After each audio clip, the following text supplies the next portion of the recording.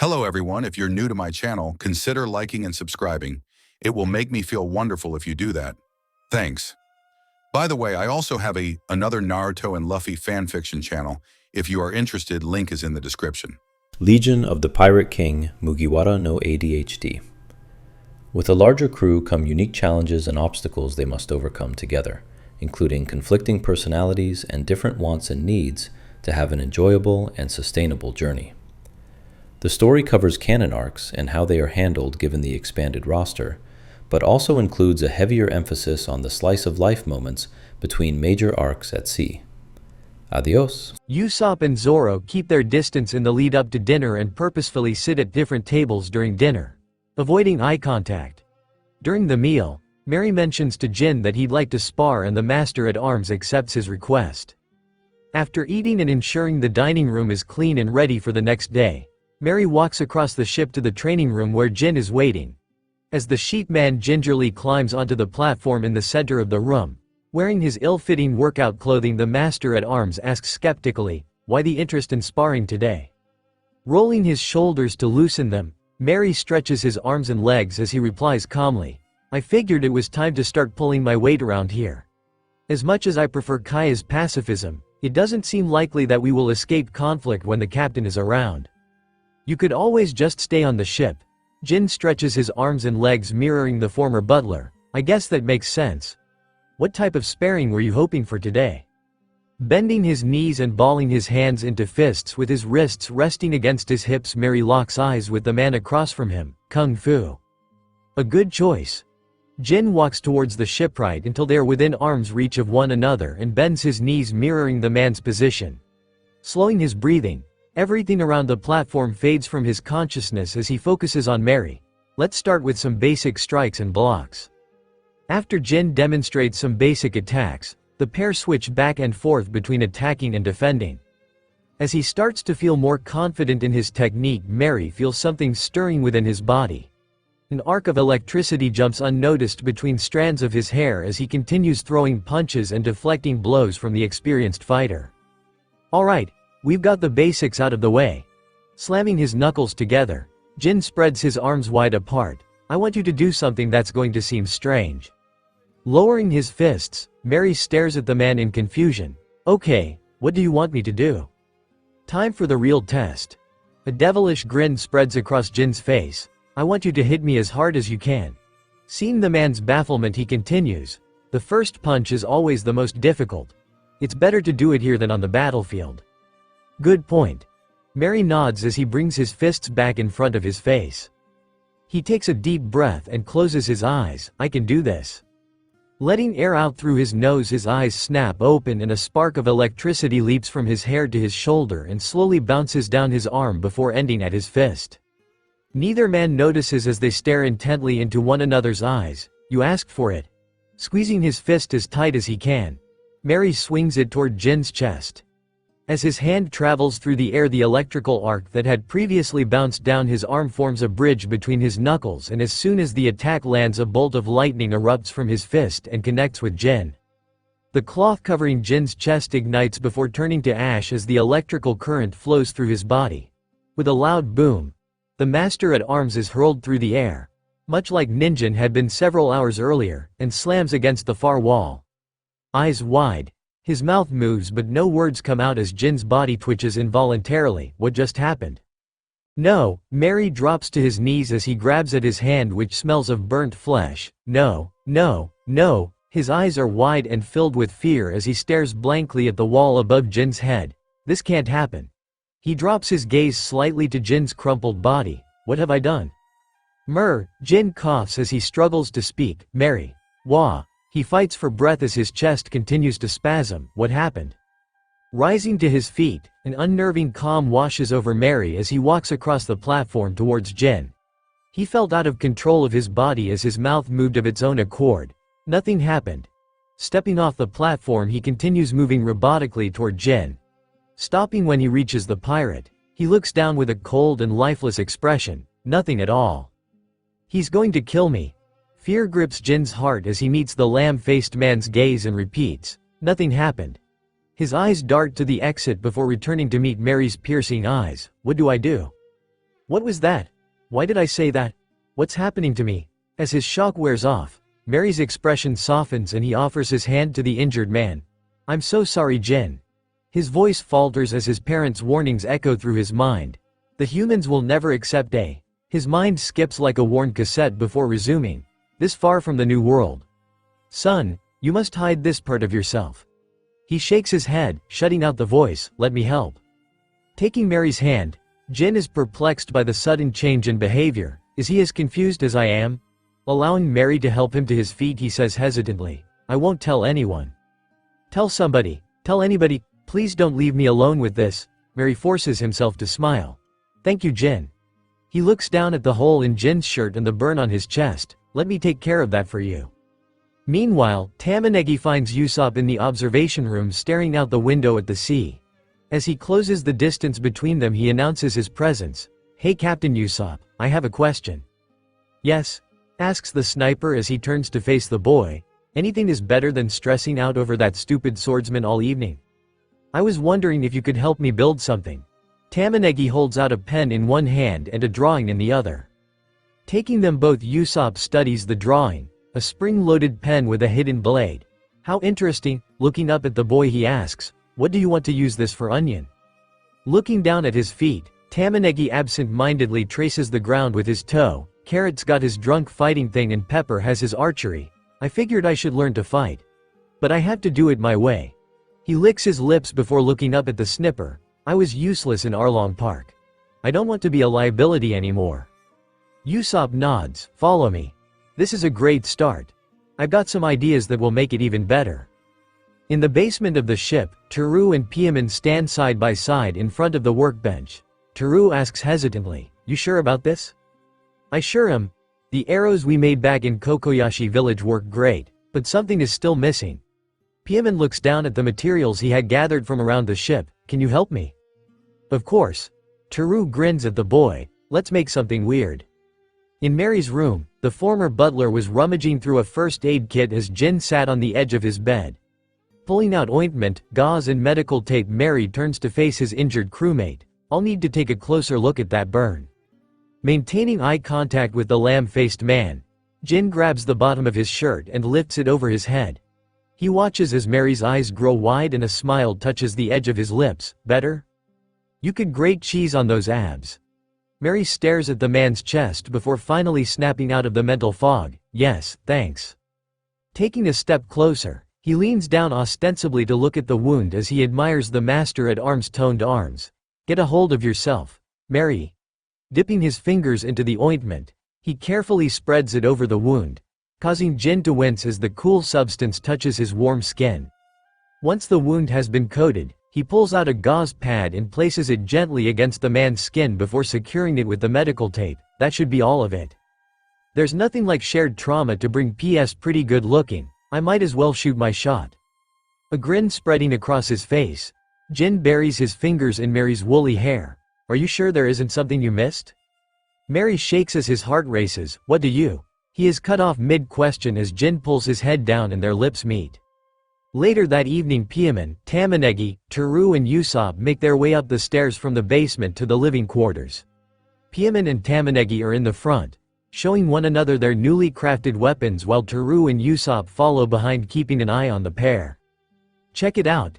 If I click this button, it's a regular pen. Tamanegi clicks a button on the side of the pen, causing the ink chamber to deploy. But if I push this up, he presses his thumb against a handle on the side as the ink chamber retracts and is replaced by a blade. It turns into a knife. That's so cool, shouts Pieman and holds out his hand. Can I try? Tamanegi looks over his shoulder at Usopp for permission and the sniper casually shakes his head. No, sorry, it's pretty sensitive. I don't want you to hurt yourself, Pepper. Hanging his head, Pieman says sadly, I guess. His expression brightens as he reaches into his pocket and pulls out a collection of arrowheads. Check these out, Onion. Woo, what are they? Asks an excited Tamanegi as he clips the pen to his lapel. Trick arrowheads. Pieman takes a red arrowhead from the collection before stuffing the others back into his pocket. This one is for a flame arrow. All I have. Be careful, Pepper. Teru cuts the boy off. Handle it too roughly and you might burn yourself. Piaman nods and lowers his voice. If I swap out the head of one of my arrows with this, I can use it to light things on fire. He carefully slides the arrowhead back into his pocket along with the others. We made a bunch of other cool ones too, and I took notes so I can make more if I run out. You took notes? Tamanegi grins at his friend. I didn't know you could spell. What's that supposed to mean? Shouts a now irritated Piaman as he shoves his friend's shoulder. Of course I can spell. Boys, settle. Usopp's voice trails off as they reach the top of the stairs and he sees Zoro waiting, arms folded, down. Teru, take the boys to their room. Zoro and I have unfinished business. There's no way I'm missing this. Piaman whines. Come on, why do we have to? No, Usopp's voice is cold and angry, rendering the boys silent. This isn't something you two need to see. The boys sigh as Teru places his hands on their shoulders and leads them begrudgingly to their bedrooms. Come on boys, let's give them some privacy. Once the trio is out of earshot, Zoro says in a dark tone, let's settle this. Turning away from the sniper he ascends the stairs, moving purposefully toward the training room. Several minutes later the pair are standing on opposite sides of the raised platform. The faint smell of Jin's burnt flesh lingers, but neither party pays it any mind. A training sword is held between Zoro's teeth and one is in each hand. Usopp is gripping the handle of his slingshot as the pair glare at one another. What am I doing? This is Roronoa Zoro. He'll tear me limb from limb. Swallowing the lump that had formed in his throat, Usopp says with a shaky voice, and maybe we can just talk this out? Talk is cheap, long nose. Grinning around the weapon in his mouth, Zoro swings the training swords backward before bringing them in front of his body in a defensive stance. You take the first shot. Fine. Pulling 2 orbs from compartments on his belt, Usopp loads them into his slingshot before pulling back the rubber bands. You asked for it, you jerk. Pepper and smoke stars. He releases the projectiles into the ground in front of Zoro. Thick black smoke emanates from one while the other sprays powder into Zoro's face. Damn it! Zoro shouts as he drops the sword in his left hand and attempts to rub the peppers from his eyes. Every time his hand comes into contact with his face, more of the burning powder is forced into his eyes. He begins coughing uncontrollably. This isn't how it was supposed. Gunpowder star! Shouts Usopp as he fires another projectile into the cloud of smoke. The attack hits its mark, throwing Zoro out of the smoke and into the wall where he drops limply to the ground. Is he okay? As the smoke dissipates, Usopp rushes across the room before dropping to his knees beside the dazed swordsman. Placing his hand on his crewmate's shoulder, he gives the green-haired man a firm shake. Are you okay? Speak to me, Zoro. Eyes crossed, Zoro sees multiple Usopps as his mind does its best to interpret the world around him. He hears a loud ringing as a single thought echoes inside his skull. This room needs padded walls. As his vision comes back into focus, he rests his head against the wall. I'm good. His eyes meet Usopp's. I deserved that for. His throat tightens as his lip quivers for a moment and he finishes the sentence in his head, hurting carrot. The swordsman's shame is evident on his face. Zoro feels remorse? What's next? He'll show me he's a normal human. Placing his hands on the swordsman's shoulders, Usopp meets his gaze. Thanks. It was hard to watch. But Carrot needed you to snap him out of. He pauses, unable to find the perfect words. Whatever that was. Chin quivering, the snipper suddenly bursts into tears. I couldn't help him. He wraps his arms around the swordsman as he blubbers. I'm supposed to look out for these boys. But there was nothing I could do to help. Great, now he's crying. This is going to be a whole thing. Zoro rolls his eyes and he waits patiently for the snipper to finish sobbing. His tears slowly die down as Usopp pulls back, a trail of mucus forming a bridge between the swordsman's shirt and his nose. Eyes red and swollen, he runs the back of his hand across his face, disconnecting the snot from his nose before smearing it across his shirt. Next time, his breathing slows as he recovers from the emotional outburst. We'll figure it out together.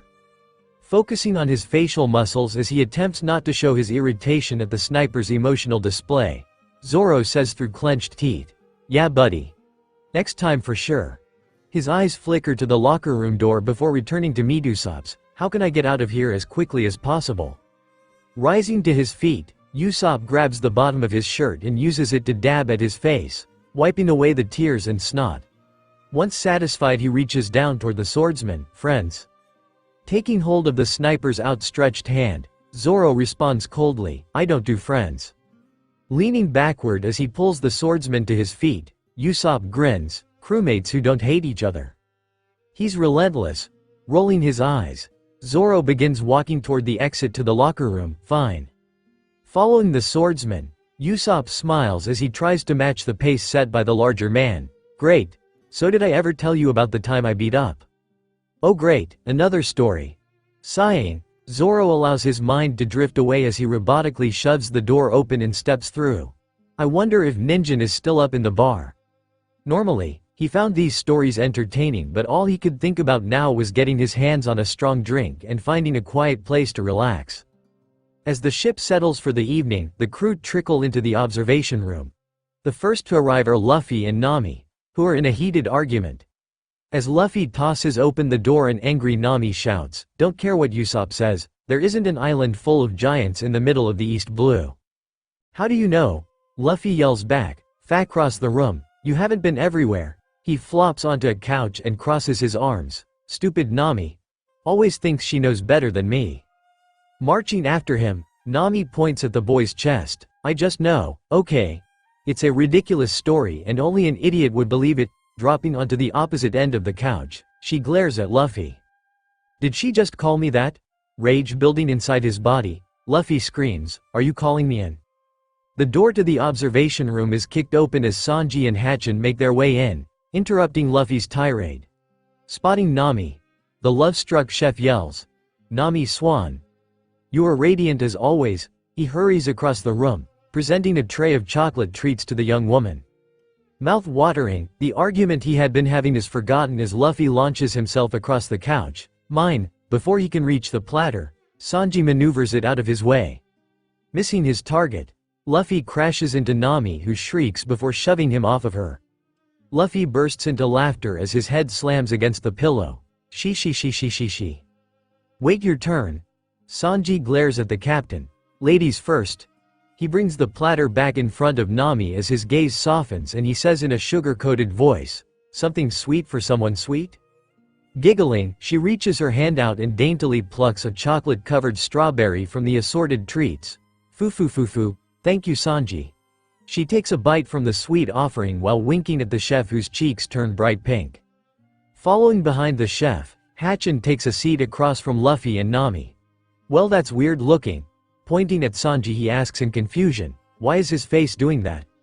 Sanji whirls on the fish man as his skin tone returns to normal. "You can't ask a gentleman things like that." There is a loud cheer from outside before Chabo, Ninjin, Piaman, Rika and Tamanegi race through the open door, followed by Nejiko. The children are clad in their pajamas and, spotting the treats in Sanji's hands, make a beeline for him. Closing the door behind her, Nejiko pleads, "One each, I don't want you kids staying up all night." Crowding around Sanji, they carefully pick out their treats.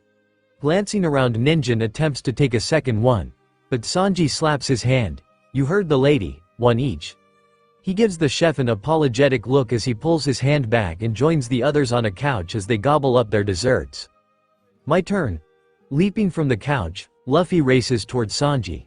Before the chef can react, the impulsive captain grabs a handful of chocolates from the plate and tosses them into his mouth. He's too damn fast for his own good. Sanji snatches the platter away before Luffy can grab any more and quickly crosses the room to Nejiko. "For you, my beautiful flower? This the only thing on the menu tonight?" Winking at the young man, she picks up a spiral lollipop from the tray and places it in her mouth, sucking on it as she maintains steady eye contact. Sanji stutters, He steps backward as a blush runs up his neck. Laughing, Nami pats the center of the couch. Foo, give the poor boy a break, sis. Can't you see he's flustered?" Blowing Sanji a kiss and giving him another wink, Nejiko walks past the chef toward her sister, running her fingers across his waist as she passes. Frozen in place, the Sanji stares at the place Nejiko had previously occupied as his brain attempts to catch up with what just occurred. Did she just hit on me? Why couldn't I say anything back? What is wrong with me? His thoughts are interrupted as the door again opens. Johnny and Yosaku enter, accompanied by a drunk Sam and Zoro. The duo helps their friend to the nearest couch as the swordsman slurs, "You guys are the best." He hiccups and grins at the pair, "My best buddies." Stumbling after them, Sam flops onto the couch beside Zoro and immediately begins snoring. "What did you drink tonight, big bro?" Rolling his eyes, Johnny removes Zoro's arm from around his shoulder and drapes it over the back cushion of the couch. "Yeah bro, we get it. You said it like a million times tonight." Laughing, Yosaku takes hold of Zoro's hand that is resting on his shoulder and lifts it into the air. "Da ha ha ha ha. Everybody listen. Zoro has something to say." "I love," Zoro hiccups again and blinks several times. "Love you guys." His head drops backward onto the cushion and a moment later he too begins to snore. "Dang," biting her bottom lip, Nejiko looked forlornly at the sleeping duo. "I wanted to get to know the mysterious hottie better."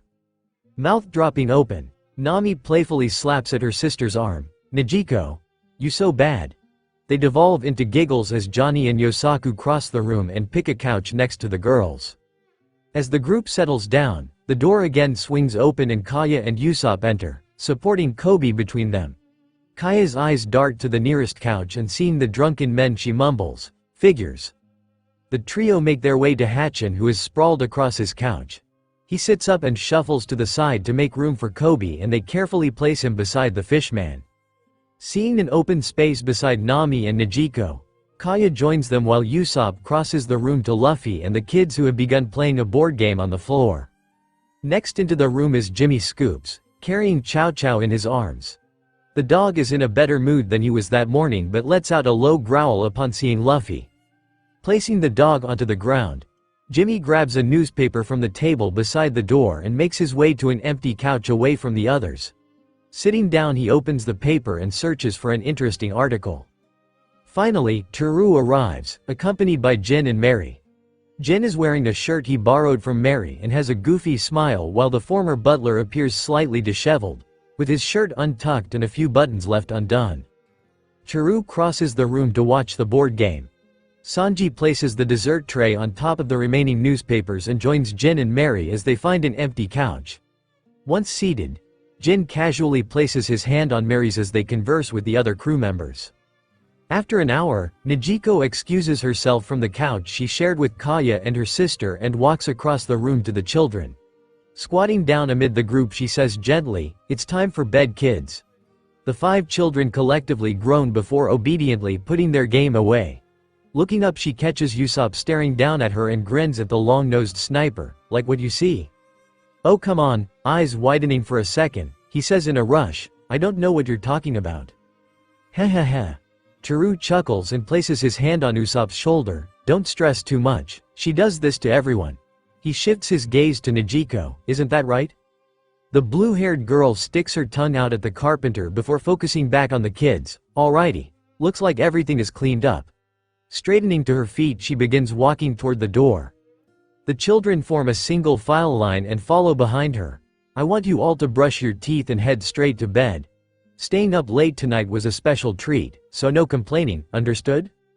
The kids respond in unison, "Yes, Miss Nejiko." As Nejiko and the children exit the room, Usopp sits between Nami and Kaya on the couch. Taking his hand in hers, Kaya runs the fingers of her free hand down Usopp's arm, sending a shiver down his spine.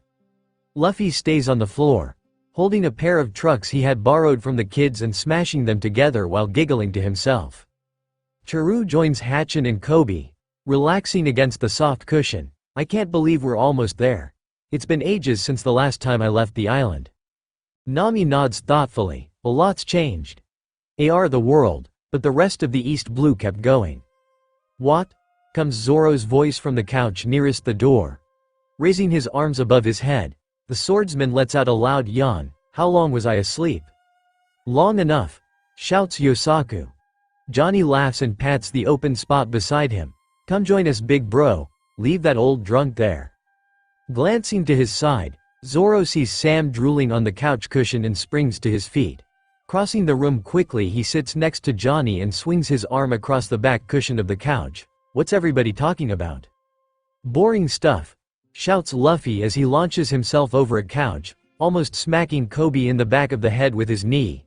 He hits the ground and somersaults forward before collapsing on the carpet, his arms and legs spread to either side. I want to hear a story. Taking his cue from the captain, Usopp asks, have I ever told you about the time I met a talking reindeer? No way. That's so cool, Luffy shouts from the ground. The other crew members shrug and focus on Usopp and his story.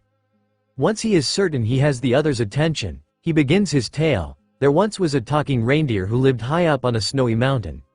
Every day the reindeer would come down to the villagers below and ask if they needed help, and without fail the villagers chased him away, believing him to be a monster. That is, of course, until the brave Captain Usopp. The door opens as Nezuko slips back into the room. Seeing that Usopp has taken her spot, she looks around for another. Spotting the couch, Johnny, Yosaku and Zoro are occupying. A devilish grin spreads across her face. Walking across the room, she stops in front of Johnny and Yosaku and raises her eyebrow. Any room for me, boys? The pair scramble to make space between them, but as soon as Johnny attempts to scoot towards Zoro, the swordsman lets out a threatening growl. Johnny looks back apologetically at the young woman. We did the best we could, sorry. Oh, these two will be fun. Taking a step toward the pair, Nezuko turns around and sits down. One leg over Johnny's right leg and one over Yosaku's left. Don't worry, I found the perfect spot. Sanji glares at the two swordsmen from the opposite couch, boiling with rage and jealousy. Leaning toward Johnny, Nezuko turns toward the side of his face and whispers, what's Usopp talking about? Sweating profusely, Johnny mumbles, a confusing story about a reindeer. Or at least it was, now he's talking about some cursed island. I kind of stopped paying attention. Nezuko nods before resting her head against his shoulder. Have I died and gone to heaven? He does his best to ignore the gorgeous woman nearly sitting in his lap and focus on Usopp's story. Now standing in the center of the group, Usopp uses his hands to emphasize the details. An island was full of strange chimeric creatures that were a hybrid of other animals, as I bravely made my way through the forest. I know that place, shouts Luffy as he leaps to his feet. That's where Gaiman lives. Huh? Usopp stares in confusion at the captain. This is my story, not yours, Straw Hat. A bead of sweat forms on his brow. I think we might be talking about different. Nope. Luffy cuts him off as he begins laughing. She. We were there a few days before we met you. He looks around for support. Come on guys, don't you remember? The island full of empty treasure chests? Chow Chow growls and barks and Luffy grins. See, Chow Chow remembers? Yeah, Nami says hesitantly. She tilts her head to the side as she looks at the sniper who is now sweating profusely. How does he know about that place? Did he read about it in the logbook? If so, why would he think he could lie to us about being there? Resting her fingers on the bridge of her nose, she meets Usopp's eyes. It was about a day and a half from Syrup Village. As Usopp struggles to find an answer, Nami's eyes scan the room and she spots her sister. Nezuko, leave those poor boys alone. Killjoy. Rolling her eyes, Nezuko pushes herself to her feet. You're no fun, Nami. Stretching her arms above her head, she lets out a loud yawn, drawing several additional sets of eyes. It's getting late. Is somebody going to walk me to my room? Hands shoot up from several young men around the room. Rising to her feet, Nami walks toward her sister and firmly grasps her arm. Knock it off, sis. Pouting, Nezuko allows the redhead to lead her out of the room. It's not fair. You invited me onto a ship full of hotties but won't let me enjoy their company. Oh, enjoy their company? Is that what we're calling it now? The girls continue to bicker as the door to the observation room slams shut behind them. The noise of the slamming door breaks the others out of their stupor, and seeing an easy out from the ruins of his story, Usopp announces, it's getting late. He feigns a yawn. I'm heading to bed as well. I'll have to save the rest of my stories for another night. The others nod in agreement, and after a lot of shuffling the crew exits the observation room, leaving Sam, who continues to snore peacefully on his couch.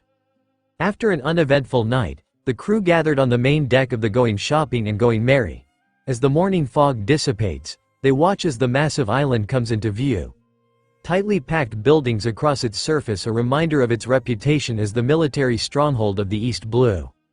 Resting her elbows against the railing of the Going Merry beside her captain, Nami says quietly, Polestar Island, home to Logia Town. The town of the beginning and the end. This is where it happened, isn't it? Luffy asks, not bothering to specify what he is referring to. So he doesn't remember some things. Nodding, the navigator remains focused on the approaching island, the final resting place of Gold Roger, the Pirate King. Taking note of the various marine vessels patrolling the bay, Nami places her hand on Luffy's forearm. We should probably swap out the sails before we arrive. Yeah, with a sigh, Luffy turns toward the deck and cupping his hands on either side of his face bellows. Fly the white flag. The crew scrambles at his command as Negico scurries across the gangplank to relay the message to the other ship. After wrestling with the ropes, Zoro and Usopp manage to remove the sail with their Jolly Roger and replace it with a plain white sail. Walking across the deck of the Going Merry, Luffy hinks, "It feels wrong to abandon our mark in the birthplace of the pirate era, but I guess it can't be helped." Focused and determined, he follows after Negico toward the Going Shopping. We have the map we stole from Buggy and these ships. The crew is ready. It's finally time. His face splits into a grin as he jogs across the gangplank. Watching the crew scramble across the deck, he clenches his hands into fists and tosses them into the air. "We're here, wahoo!" Running across the deck, Johnny and Yosaku ball their hands into fists and bump them against the captain, saying in unison, "Damn right, big bro." Standing at the base of the fourth mast on the Going Shopping, Jin stares in awe as Mary scales the wooden beam before leaping into the air and grabbing hold of the rope leading to the sail flying high above them. "Are you trying to show off, stud?" Walking briskly across the deck, Kaya stops when she reaches Jin and joins him in watching the surprisingly nimble shipwright. "You two are cute together." Eyes wide, the master at arms' eyes dart to Kaya in shock. "How did you?" A woman can always tell. She continues watching Mary ascend the rope. "Also, my room is right next to his and the walls are very thin." Oh God, what did she hear? Blushing profusely, Jin looks back at Mary. "Any advice?" Placing her arm on his shoulder, Kaya says in an ear whisper, "Mary is special. He deserves a good man by his side." "You have no idea how special he is, blonde." Jin smiles up at the former butler. "I will." From the forward crow's nest, Usopp raises a flag he had found tucked into a corner of the basement that morning. The flag had a soft yellow background. In the center was a blue syrup container with the letters E at the upper left, B at the upper right and T at the bottom. It was the flag of Kaya's family's business, the East Blue Trade Company, and should help them secure a berth when they reached the docks. Once the flag is in place, he descends to the deck below. Fishing his wallet out of his pocket, Jimmy Scoops counts out his payment for the day, cutting it close. "It's a good thing there is a marine base here. Any longer and I might have run out." Crossing the deck, he hands Kaya the wad of bills. "Here's my fare for today." Always so punctual, counting the bills quickly, Kaya pockets the money and nods. "It's a pleasure doing business with you, as always." Having fully recovered from the effects of the poisoning, Kobe breathes deeply, enjoying the warmth of the sun and the salty air. "I missed this." Beside him, Chow Chow wags his tail as Rika holds him in place while fastening the claw gloves back to his now healed paws. A smile crawls across his face. "We're about to leave the East Blue. What will you do without my guidance, Ripper?" Tightening the final glove onto the dog's paws, Rika asks in her usual bubbly voice, "How's that?" Springing from the girl's grip, Chow Chow spins around several times before licking her cheek. "Bark. Feels great." She giggles, falling backward onto the deck as he assaults her face with his rough tongue. "Don't forget to grab your swords before we debark," Kobe says calmly as he stares across the bay at the sprawling town. A whistle from behind calls his attention and Kobe spins to see Kaya with her fingers in her mouth. "I need to see Chabo, Jin, Hachin, Kobe, Nami, Negico, Mary, Rika, Sanji and Usopp down in the finance office before we reach land." Her voice rings across the deck before she turns and walks toward the hallway and the staircases within. "What do you think?" Rika bursts into giggles as Chow Chow licks her nose. She recovers quickly. "That's about." "Who knows?" Kobe shrugs his shoulders before bending down to help the girl to her feet. "I guess we'll find out together." "Do you have to leave?" comes Peeman's small voice as he tightly hugs Teru's leg. Tears run in streams down his face. It's so hard to see him hurt like this. Placing his hand on the green-haired boy, Teru looks down. "Sorry, lad. As much as I'd love to teach you more, I need to get back to my girls." Reaching down, he pries the crying child from his leg and sweeps him into a tight hug. I want you to promise that the next time we cross paths you'll tell me all about your adventures on the Grand Line. Wiping away his tears, Piaman nods. I promise. He wraps his arms around the man's neck and hugs him tightly. Thank you for everything you taught me. As the large group gathers in the finance office, Kaya grabs a clipboard from her desk and carefully removes a stack of papers that she passes out to the assembled group. These are your shopping lists. While we're in town, I'm trusting you to purchase these on my behalf. Walking to the vault, she pulls the key out of her pocket and places it into the keyhole before quickly rotating the dial, entering the combo 125056. Pulling hard, the door lets out a hiss before swinging open, revealing the money stored within. I had no idea. Comes Kobe's voice in awe. Where did she get all this money? So that's where it all ended up. Nodding his head, Hatchin places his middle right hand against his cheek and rubs his chin. I see you raided Arlong's treasury. Letting out a low whistle through his teeth, Jin reflexively grabs the handle of his tonfa. Nobody better try to pull any funny business. His eyes dart around, looking for any signal that his crewmates might attempt to smash and grab. Come in, don't be shy. Kaya calls out warmly as she waves for the others to follow her into the vault. At the top of your shopping list you should see a belly amount. I had to do some guesswork, but it should be enough to cover everything on your list. The others follow her obediently into the safe and begin carefully taking stacks of money, counting to verify that they have the correct amount. If you need more you can always come see me. I'll be setting up a merchant booth outside the ship to unload some of our trade goods before we leave town. Miss Kaya, Rika raises her hand. Why us? Bending down so that she is at eye level with the young girl, Kaya places her hand on Rika's shoulder. Because I trust you. Would you give this much money to somebody like Luffy? The young girl vigorously shakes her head. No, exactly. I know that the 10 of you are reliable, but the rest of the crew. She leaves the sentence unfinished as she smiles at Rika. A short time later, the crew assemble on the decks of their respective ships. Having retrieved their gear from the armory, they nervously wait as a marine vessel drifts past. The captain visually scans the ships for contraband before waving them toward 2 adjacent berths. As they pass he calls out, East Blue Trade? We haven't had one of your ships here in a while. I hope you brought something exotic. Our first customer already, Kaya replies. You'll have to stop by the booth and see. I suppose I will. The marine grins as he tips his hat to the young woman. The ships stop with a jolt as they tap against the pier and Hatchin's voice rings out from the deck. Sorry about that. Misjudged the distance a little. Who cares? We're finally here.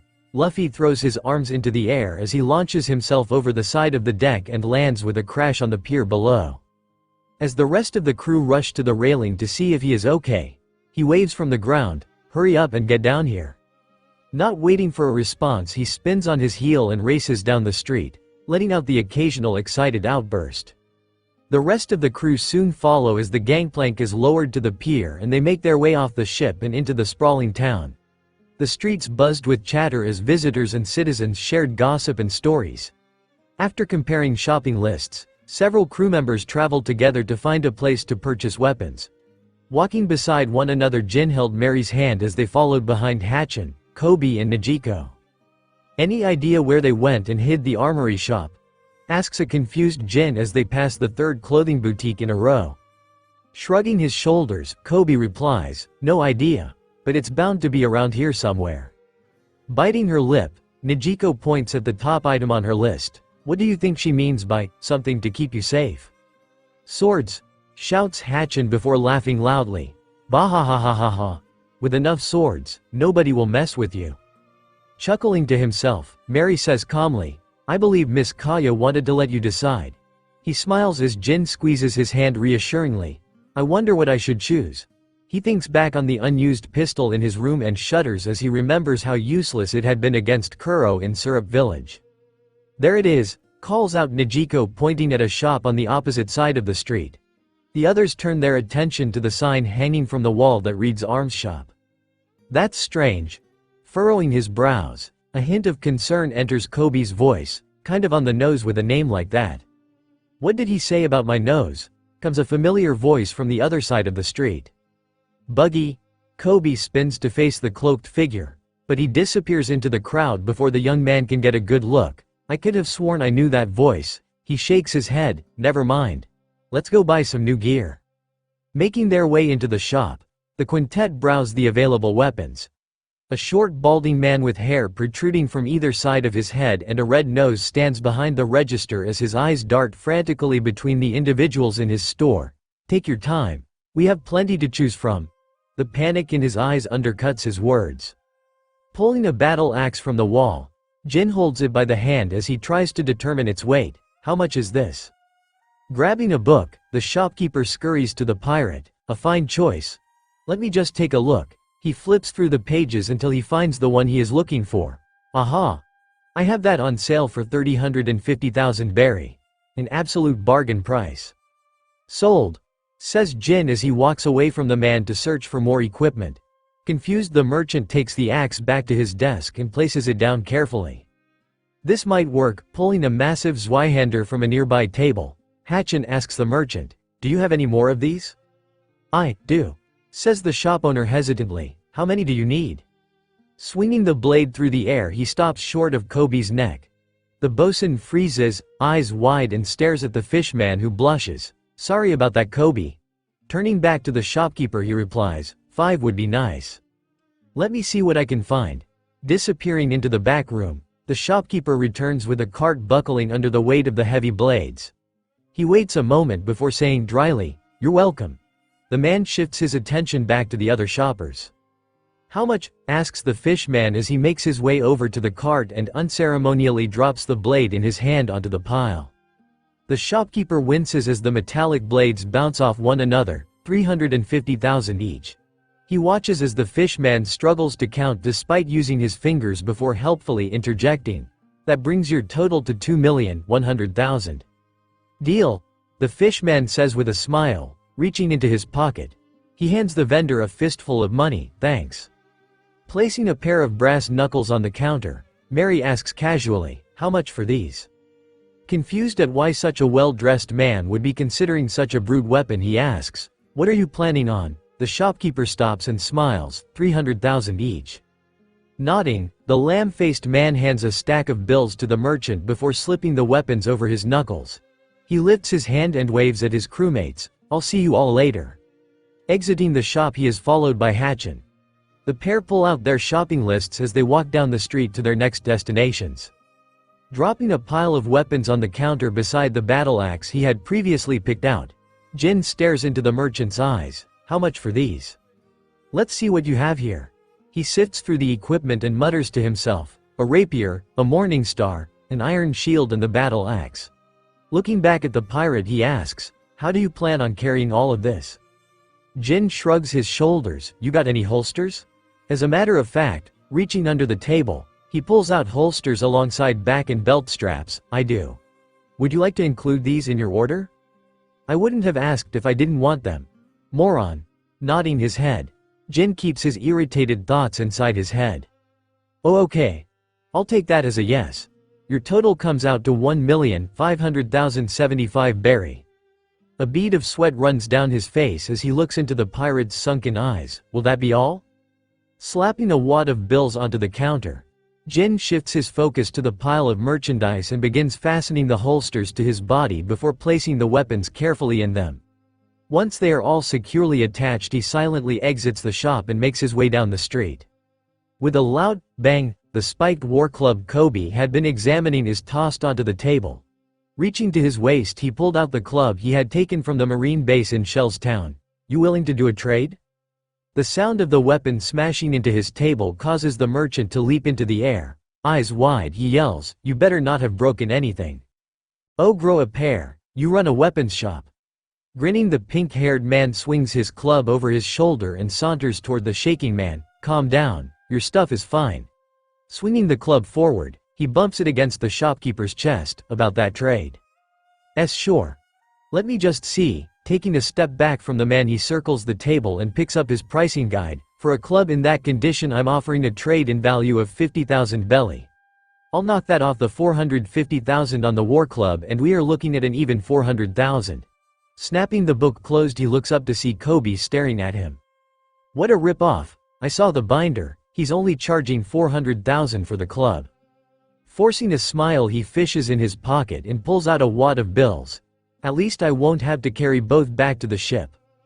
Eyeballing the bills, he hands them to the shopkeeper. Deal. Here's your money, and he tosses the club to the shopkeeper, who ducks at the last minute before it smacks him in the head. Your club. Brushing past the man, he takes his new weapon from the table and straps it to his side. Turning to leave, he calls over his shoulder, "Don't take too long, Nijiko." Brat. She sticks out her tongue at the young man as he retreats. With a sigh, she throws her arms into the air. I don't know what to choose. A mischievous look crosses the shopkeeper's face as he waves the girl toward the counter. Not a problem. I can help you find the perfect weapon for you. Smirking, Nijiko crosses the shop toward the counter and rests her chest and elbows against the flat surface. This should be fun. Placing her index finger in her hair, she slowly twists it around as she bites her lip and says in a higher than usual voice, I just can't decide. What should I buy? Face turning red, the shopkeeper stutters as attack room. What's all the racket up? Seeing the young woman flirting with the shopkeeper, she stops and glares at him. Ipponmatsu, what are you trying to do? It's not what it looks like. Backing up until his back is against the wall, Ipponmatsu raises his hands as the tall woman approaches him. I swear, I don't even know her. I can't just pass up an opportunity like this. Winking at the shopkeeper from behind the angry woman, Nijiko lies. I had no idea he was a taken man. He said if I kissed him he'd let me take anything I wanted from the store. You said what? Shouts the woman before slapping the shopkeeper across the face. He opens his mouth to protest, but she pulls her hand back threateningly and he snaps it shut. Satisfied that the man has been dealt with, the woman turns around and smiles at Nijiko.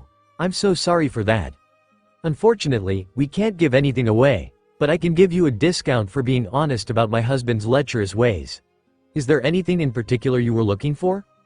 Back where I started, still trying to figure out what I want. With a sigh, Nijiko slumps forward, resting her cheeks against the table. I don't know.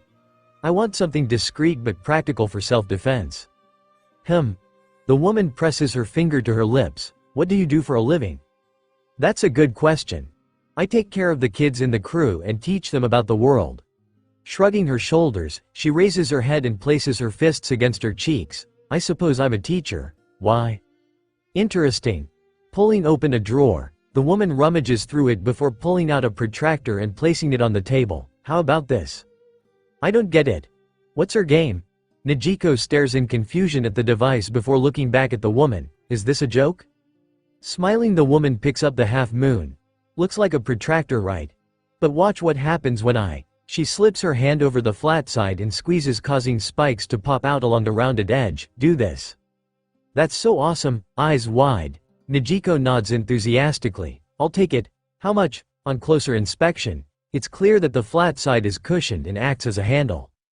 As soon as she releases pressure with her hand, the spikes retract and the woman places the device on the table as she smiles warmly at the blue-haired girl. A hidden weapon like this doesn't come cheap. Normally we would charge 600,000. But factoring in your discount, I'd be willing to let it go for 400,000. Ah! Shouts Ipponmatsu at the reduced price. He is again silenced when his wife slams her foot down on his. Grabbing the money from her pocket, Nijiko hands it over quickly. Thank you so much. Picking up the protractor, she places it into her empty pocket before hurrying out of the store. This place is huge, thinks Luffy as he wanders down the busy street. I wonder where the execution happened. It would be so cool to see it in person. Seeing a large marine with 2 cigars in his mouth, one hanging out of either side, he waves his hand. Hey you. Huh? Grunts the marine as the boy rushes toward him. With a grin, Luffy exclaims, do you know where they execute people around here? Furrowing his brow, the marine appears deep in thought. Before he has a chance to answer, Luffy shrugs his shoulders. Guess you don't know. Oh well. He brushes past the large man, intending to find someone else who can provide better guidance. Wait, the large man shouts and Luffy freezes, spinning to face him. Do you mean the gallows? Nodding, Luffy's excitement begins to build as he shouts, yeah, I can't find it anywhere. Do you know where it is? Smoke billows from the man's mouth as he responds to the boy. I haven't seen you around before. Are you new in town? Yep, shouts Luffy, grinning at the large man. It's my first time here on the island. This town is a lot bigger than Fuchsia Village. It's spread out too. Maintaining his gaze, the marine asks, why do you want to go to the gallows? It's a personal quest. He grabs the Marine by the arm and stares intensely into his eyes, to see where the king of the pirates died. What a weird kid. Taking in a lungful of smoke, the Marine blows out a thick plum before responding, "Follow the smoke and you'll find it." The white smoke floats through the air and down the street. How did he do that? Thanks, Luffy waves at the Marine before taking off down the street, shouting over his shoulder, "I'll see you later."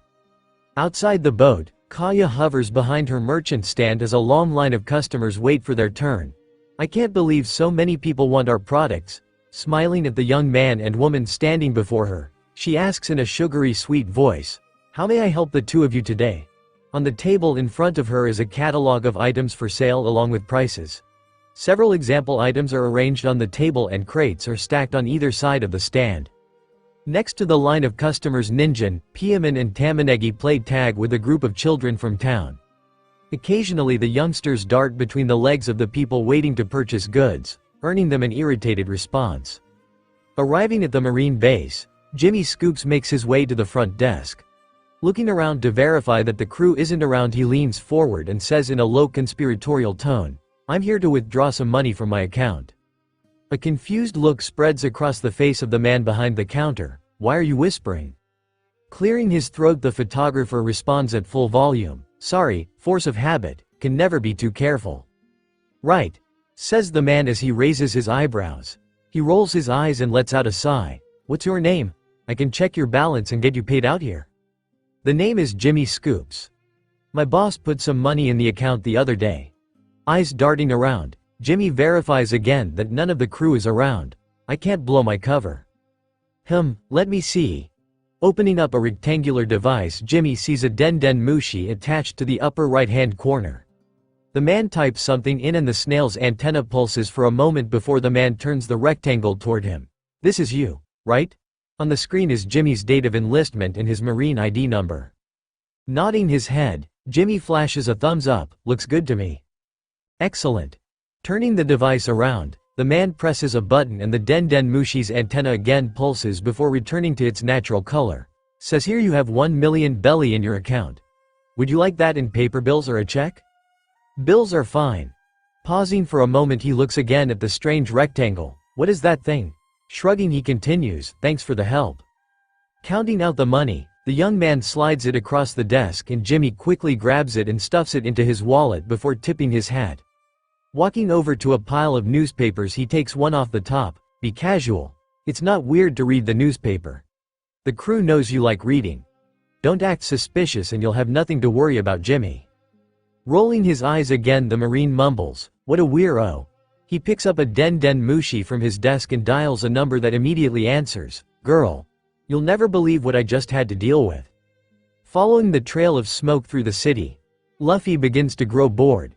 "This smoke is just leading me in circles. Stupid Marine. I knew I shouldn't have trusted him." Glancing up, Luffy sees a sign hanging from a wall that reads, "Gold Roger's Bar." With a grin he walks toward it. "That's a good name. I bet the people in here will know which way to go." Passing by Sam, whose forehead I bar as he loudly snores, Luffy laughs. "She. Hey Sam." He slaps the back of the drunkard's head, causing him to stir for a moment before drifting back to sleep. Seeing an empty spot next to a man wearing a thick robe, he makes his way to the chair and sits down. The man beside him says, "Another shot, Raoul. Make it a flashily strong one." The bartender dutifully fetches his drink before shifting his attention to Luffy. "What can I get for you, young man?" "Milk, please." Luffy shoots him a cheesy grin as the bartender hurriedly fetches his drink. He returns a few moments later and places a tall glass filled to the brim with milk in front of the young pirate, who grabs hold of it and sips from the top. Taking hold of his shot glass, the stranger beside Luffy tips his head back and drains the beverage before slamming the empty glass down on the table. "I missed this, Raoul." "Missed what exactly?" With a sly smile, the bartender grabs the empty shot glass and refills it, setting the drink in front of the man. "As I recall, you were a child when we parted ways. I don't remember the captain letting me serve drinks to minors." "Didn't mean you didn't do it. Me and red hair used to call you the hookup." Grinning, he leans forward slightly, his bright red nose extending from his cloak. Shifting his question to Luffy, the stranger doesn't bother to look at him. "What brings you to town, kid?" "Who, me?" asks Luffy, in surprise. Irritated, the cloaked man shouts, "I'm not wasting my breath on that drunkard over there, of course, I mean you."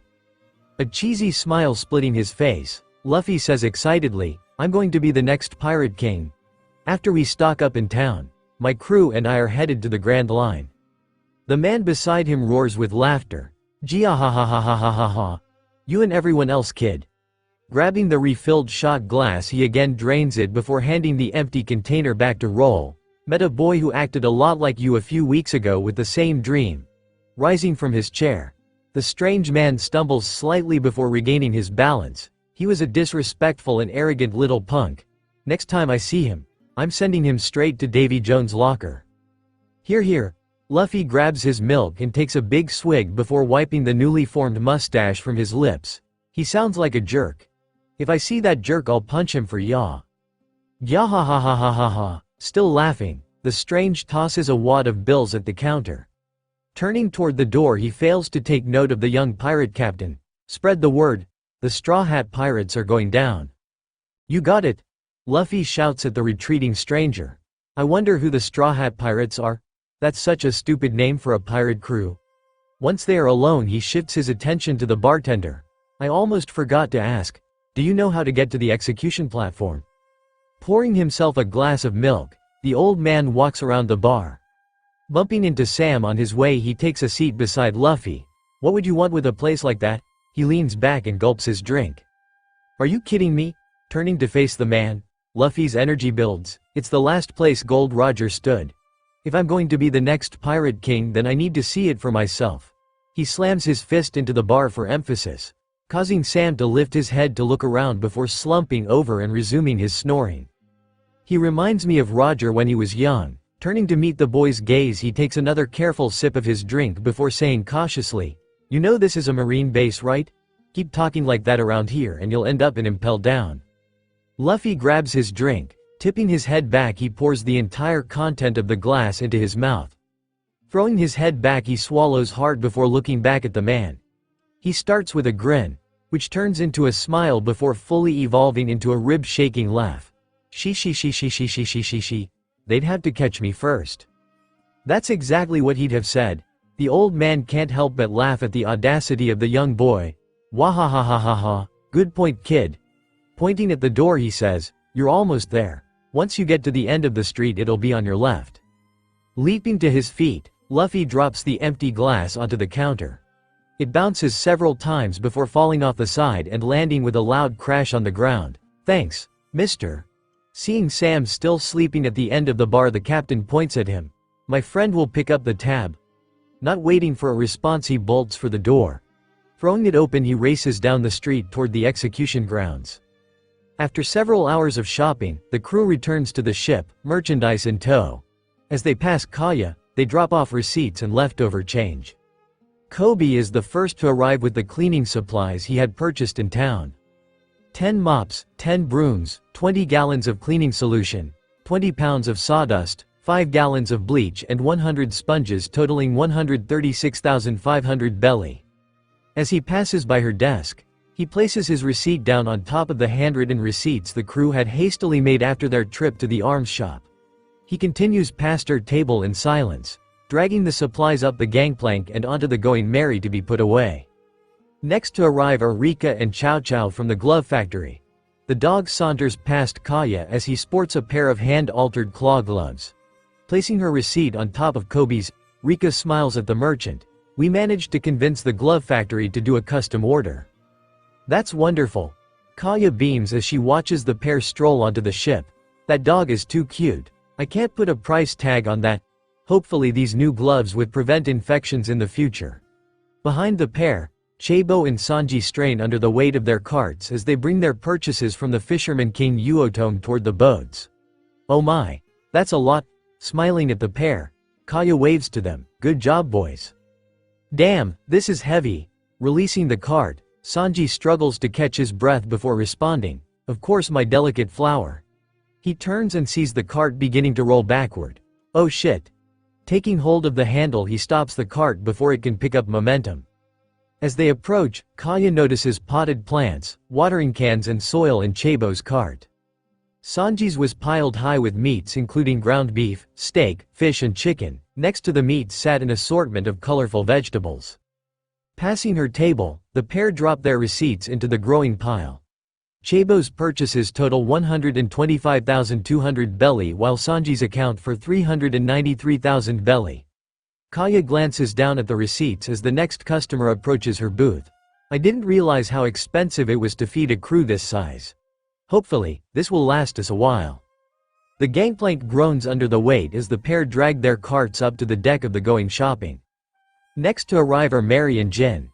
The lamb-faced man pulls a much lighter cart behind him, filled with sandbags, rope, leather and fabric in case they need to make repairs to the ship. Tossed on the repair supplies are a collection of locks, keys and a handful of handcuffs that Jin had picked up. The pair place their receipts carefully on the pile. Mary's for 208,800 belly and Jin's for 405,000 belly. As they pass, Mary calls out, "There you go, Miss Kaya." Once the pair are on the ship Hatchin, Nami and Najiko arrive each carrying large baskets filled to the brim. Proudly displaying their freshly healed tattoos, Hatchin and Nami walk beside one another while Najiko flitters between them. "What's this?" she asks, pointing at a strange compass in one of Hatchin. He can answer. She darts to Nami. "And this?"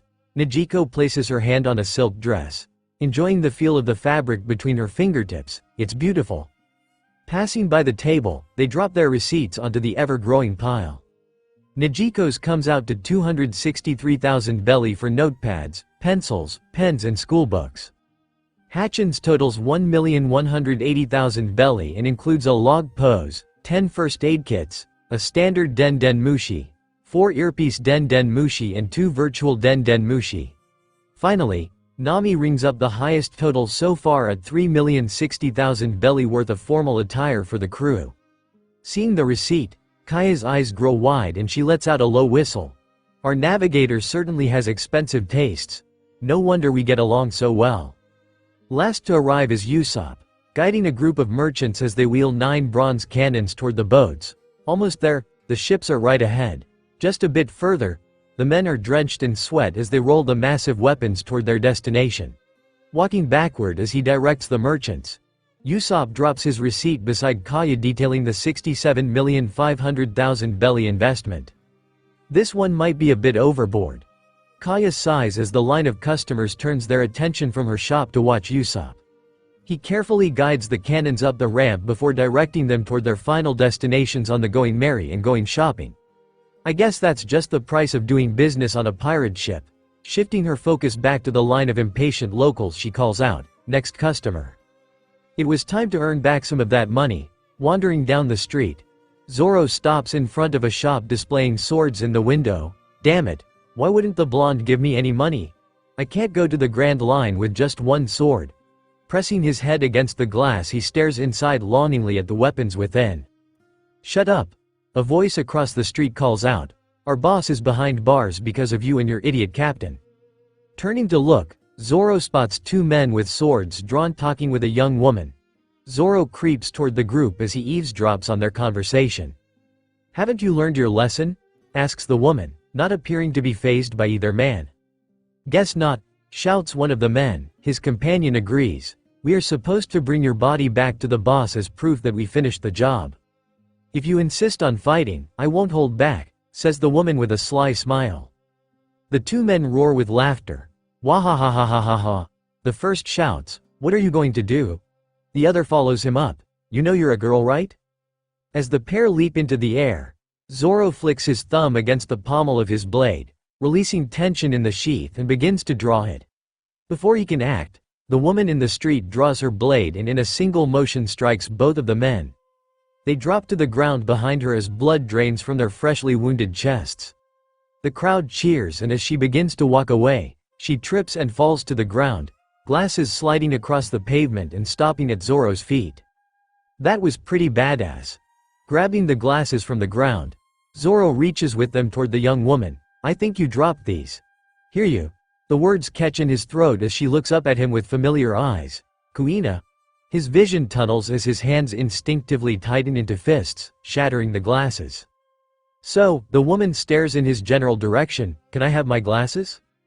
"Oh shit, Looking down at the shattered lenses in his hand, a pained expression crosses Zoro's face. I didn't mean to. It was an accident, I swear.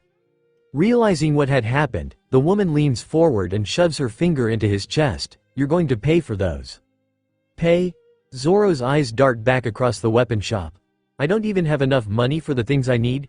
How am I supposed to pay for this? Several minutes later, Zoro is led by the woman through the streets toward the marine base. Damn it.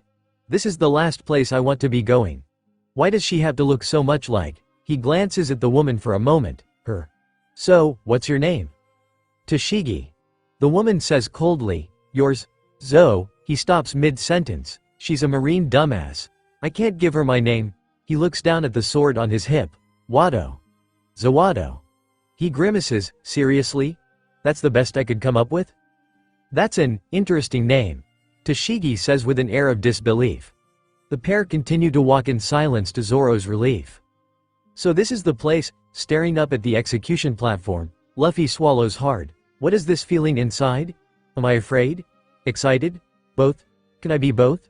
A smile spreads across his face. Definitely excited? Spotting a handhold in the scaffolding leading up to the platform, the boy dashes forward and begins climbing. He doesn't make it more than 2 steps when he hears a deep voice from behind. What do you think you're doing? The voice pauses and Luffy turns to see the Marine who had originally given him directions still smoking his twin cigars. Straw Hat Luffy. Climbing, shouts back Luffy, who laughs as he returns to scaling the side of the platform. She. I'm Captain Smoker of the Marines and I'm in charge of keeping peace in this town. He blows out a stream of smoke that swirls around his body before drifting away. I'm placing you under arrest. Huh? Turning back to the Marine with a puzzled look. Luffy removes his right hand from the scaffolding and scratches his head. Sorry, I'm too busy to be arrested. I'm going to the Grand Line to become the King of the Pirates. King of the Pirates? Shouts Smoker from below as he approaches the platform. I said you are under arrest? Get down here.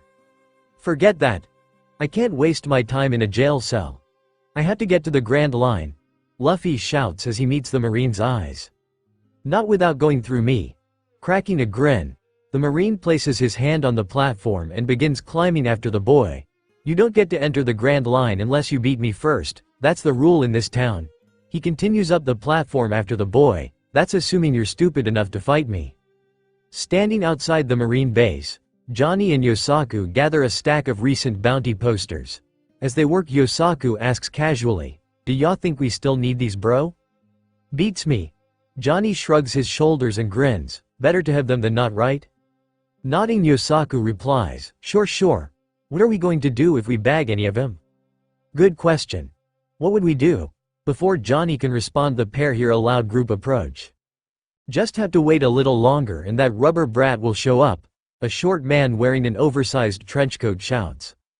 A tall, attractive woman places her hand on his shoulder. Now. Let's not get worked up. I'm sure we'll find Straw Hat soon enough. Did she just say Straw Hat? The 2 swordsmen look at one another before darting around the wall to eavesdrop out of sight. I don't give a damn about Straw Hat. I want to go another round with the brat who tried to chop my arm off.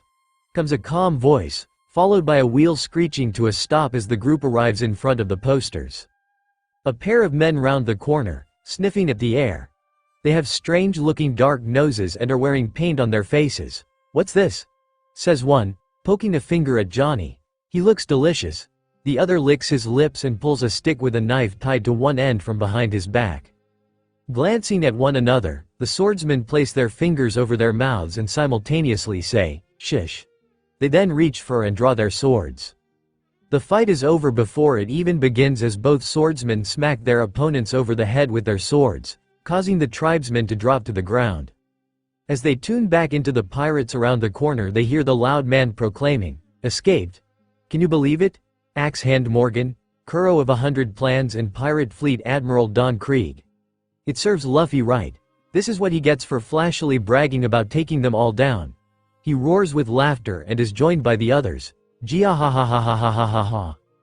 The laughter is cut off by the sound of marching down the street. From behind the wall, the pair hear a loud voice yelling, get your filthy human hands off of me. Intrigued, the pair leans around the corner to peek and spot the buggy pirates cowering against the wall as a group of masked men and women escort a fishman in handcuffs toward the marine base. "What do ya think?" Yosaku starts to ask before Johnny elbows him in the gut. "Use your words, jerk." The attractive woman whispers something into the ear of a man with a strangely round red nose and he nods. "But what's Baroque Works doing out here in the East Blue?" The swordsmen look at each other with wide-eyed expressions and mouth, "Baroque Works?" to one another. Turning back to the scene, Johnny extends his finger toward the approaching men and women and says quietly, "Think they's the same ones that attacked us the other night?" Yosaku nods in response. "Let's get out of here, boss," says a tall, slender man with hair covering half his face. The others nod and dart away from the wall. Moments later, the woman who Joe recognizes as Miss Saturday's shrill voice rings out, "Houts. Hey, where do you think you're going?"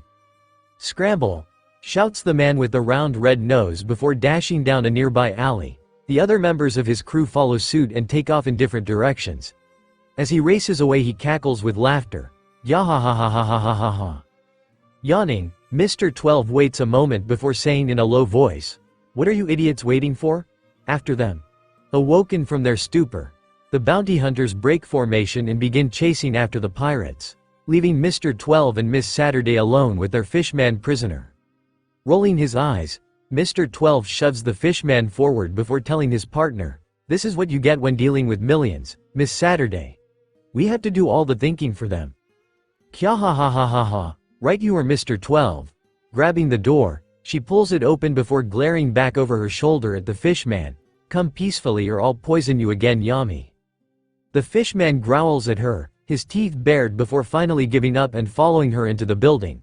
Once the threat has passed, Yosaku says quietly, "Run for it." Nodding, Johnny answers him calmly, "Run for it." The pair bolt from their hidden position, leaving the unconscious tribesmen behind as they make a beeline across the city for the ships. Sitting on a chair in the lobby of the marine base, Jimmy Scoops is reading the morning paper when a loud noise calls his attention to the door. Is that a fishman? Holding the paper just below his line of vision, Jimmy watches the pair of bounty hunters as they drag the struggling fishman toward the counter. "We caught this one trying to sneak off the Konami Islands a couple of days ago," says the man, stopping every few words and grunting as he yanks on the fishman's handcuffs. As soon as they had entered the building, he had started trying to flee, possibly recognizing that it was his last chance. The receptionist sighs and rolls his eyes. "What's the name on the bounty?" "Yami," says the woman before gritting her teeth and giving one last push to shove the fishman against the side of the desk. "He's a tricky one. Good at hiding." Her words are cut short as the fishman seemingly vanishes from sight, leaving the handcuffs floating in the area. Suddenly the handcuffs begin to move toward the door, and without hesitation, the woman pulls out a knife and hurls it through the air. The knife seems to strike something, and just as suddenly as he had vanished, the fishman reappears, dropping slowly to his knees. "She warned you," says the man with a cruel smile on his lips. Walking toward the fishman, the woman pulls her knife from his back and returns it to her waistband. She doesn't bother to look back at the receptionist. "He'll be paralyzed for at least an hour. That should be enough time for your men to get him in a cell." Shifting his gaze back to the receptionist, the male bounty hunter says, "About our payment." 4 million belly. The man behind pulls out a stack of bills and hands it across the counter to the man. "Thank you for." He waves his hand at the fishman, "that." Flipping open the strange rectangle on his desk, the man types something in before speaking into the snail at the top. "Can I get some men down to reception? We have a bounty drop-off." He looks back up at the bounty hunters, but they have already left the building, not bothering to wait around now that they have been paid. "That's my cue to leave as well," thinks Jimmy as he carefully folds his newspaper and places it on the table beside him. Who knows what those Straw Hat Nuts jobs will do once they learn there are bounty hunters here. He glances at the receptionist, who looks back in obvious irritation at his continued presence. Luffy is going to burn this city to the ground. Rising to his feet, he tips his hat to the receptionist. "Thanks for the company. I'll be on my way." Not waiting for a response, he follows the bounty hunters out the door, steering clear of the paralyzed fishman in the center of the room. He makes his way toward the marketplace to do some window shopping to pass the time until the inevitable chaos begins. As his eyes adjust to the light, he hears Luffy's unmistakable voice screaming from the direction of the execution platform, so it begins. Ah! Luffy screams as his body hurls through the air at the ground below. A cloud of dust explodes around him as he makes contact, sending pebbles and sand scattering toward the onlooking crowd, who shriek and scoot backward away from him. So close. As the dust settles, Luffy stares at the top of the execution platform he had almost reached moments earlier, and Smoker hanging from the scaffolding near the top. No fair. Pushing his hands backward, he stretches them until he is standing upright. You made of rubber or something, kid? Smoker leaps from the platform to the ground and lands with his knees bent slightly to absorb the shock. Yep. Throwing his right arm back, Luffy sticks his tongue out of the corner of his mouth as he aims at the Marine. Gum gum. Before he can get the last word out of his mouth, Smoker seemingly vanishes from where he had landed. A moment later he appears in front of Luffy. Fist already clenched, the Marine punches him in the face, sending Luffy spinning backward through the air as the crowd quickly parts to allow him through. Too slow. Again he seemingly vanishes from sight, reappearing behind Luffy and kicking him toward the top of the execution platform. How is that guy worth 56 million belly? I don't need my devil fruit. I can defeat him with my fists. Grabbing hold of the platform, Luffy slams his feet against it, sending him flying back towards Smoker with his fist pulled back. Here first come, Marine. Before the boy can throw his punch, Smoker leaps into the air and slams his fist into Luffy's face, sending him flying back into the air, where he smacks against the top of the execution platform. The boy's body drops limply to the ground as Smoker lands on his feet and stares at the young pirate. 22 years ago I witnessed Gold Roger's death. His final moments were proud, worthy of the king of the pirates. He continues coldly, but you, the king of the pirates? Don't make me laugh. You can't even enter the Grand Line. Luffy's body shakes as he attempts to push himself back to his feet. Don't try to get up, there's no point. My journey won't end here. Mustering the last whispers of his strength, Luffy rises to his feet and faces Smoker with a smile. Maybe, but I'll never know unless I try. Bending his knees, he clenches his hands into fists. Here goes. Lifting his right leg, he swings it backward and shouts, "Gum gum whip." He swings his foot towards Smoker, who steps to the side, easily avoiding the attack. As his leg sails past the Marine, it reaches a high-powered water fountain and wraps several times around it. Oh no. The current in the base of the fountain catches his foot and begins pulling his leg tighter around it. Oh crap. Oh crap. Oh crap. As his leg attempts to retract toward him, instead, Luffy's body is hurled through the air toward the fountain, where he is spun several times around the base. Pulling his foot out of the water, his leg quickly unwinds from the fountain and slams into the young boy, sending him flying high into the air away from the execution platform. Smoker turns to stare at the boy as he quickly disappears into the sky. Bizarre. He shrugs his shoulders dismissively and heads back into the city.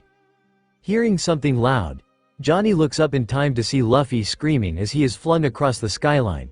Elbowing Yosaku, he jabs his finger at the sky, causing his friend to look as well. Is that who I think it is? Yosaku laughs and slaps his leg. Da ha ha ha ha. That's big air. Watch until Luffy is out of sight before returning their sights to the street around them. In front of them, the man with the red nose runs across the street and down an alley, and a moment later two of the bounty hunters appear. One shouts, "Where did he go?" Johnny places his fingers into his mouth and lets out a loud whistle. He points at a different alley. "I saw him go this way, bro." The bounty hunters thank them before following the incorrect directions. Once they are out of sight, Yosaku looks questioningly at his friend. Why did Ya give him the wrong direction? With a grin, Johnny wraps his arm around Yosaku's shoulders. "'Cause fuck those guys. They tried to kidnap us." "So, what's the big plan, Nami?" asks Nijiko as she follows Nami down the gangplank to the docks. Turning and grinning at her sister, Nami points toward the Marine base looming on the horizon. "We're going to find something pretty." As soon as their feet touch the dock, they are met by Ninjin, Piemon and Tamanegi, who have grown tired of their game and returned to the ships. Seeing the young women, the kids perk up, with Piemon asking, "Where are you going? Can we come too, please, Nijiko?" The trio look at the blue-haired woman and clasp their hands together, begging with their eyes. "Fine." With a sigh, Nijiko waves the children over as they let out a loud cheer and surround her. "Lead the way, sis." The small group walks casually into the city toward the marine base as Nami quietly lets them in on her plan. Not long after, Usopp disembarks the ship accompanied by the merchants, who sweating profusely after installing the cannons. The sniper waves at the group, "Thanks for the help." The merchants grumble, not acknowledging him as they head into the city toward their shops. Once they have passed, he makes his way toward Kaya's makeshift shop and leans against it as he waits for a break in customers. Once he is certain he won't be a nuisance, he says quickly, "Can I borrow some money? I saw some goggles in town and wanted to buy them." Smiling at the young man, Kaya slides a stack of bills toward him. "Treat yourself, sweetie." She looks back at the line and smiles. Next customer. "Don't mind if I do." Usopp counts out the amount he had seen the goggles on sale for and places the money in his pocket. "I like having a sugar mama." He leans over to kiss Kaya on the cheek, narrowly avoiding poking her with his nose before hurrying into town. Next to disembark are Hatchin, Rika, Kobe, Sanji and Mary, with Chow Chow following on their heels. Kobe and Mary take positions on either side of Kaya. Mary says quietly to the merchant, "We thought you could use some help, Miss Kaya." Smiling and nodding, Kaya calls out to the assembled crowd, "We can take 2 more customers." She says quietly, "Thanks, it was getting a bit overwhelming." Hatchin, Rika and Sanji continue past the group as the chef calls out, "Saw an advertisement about some contest down at the fish market. I figured we would check it out." Making his way under the table, Chow Chow curls up and rests his chin on Kaya's foot. A moment later he begins loudly snoring, causing the young blonde woman to let out a small giggle. "Why can't all of our stops be as peaceful as this?"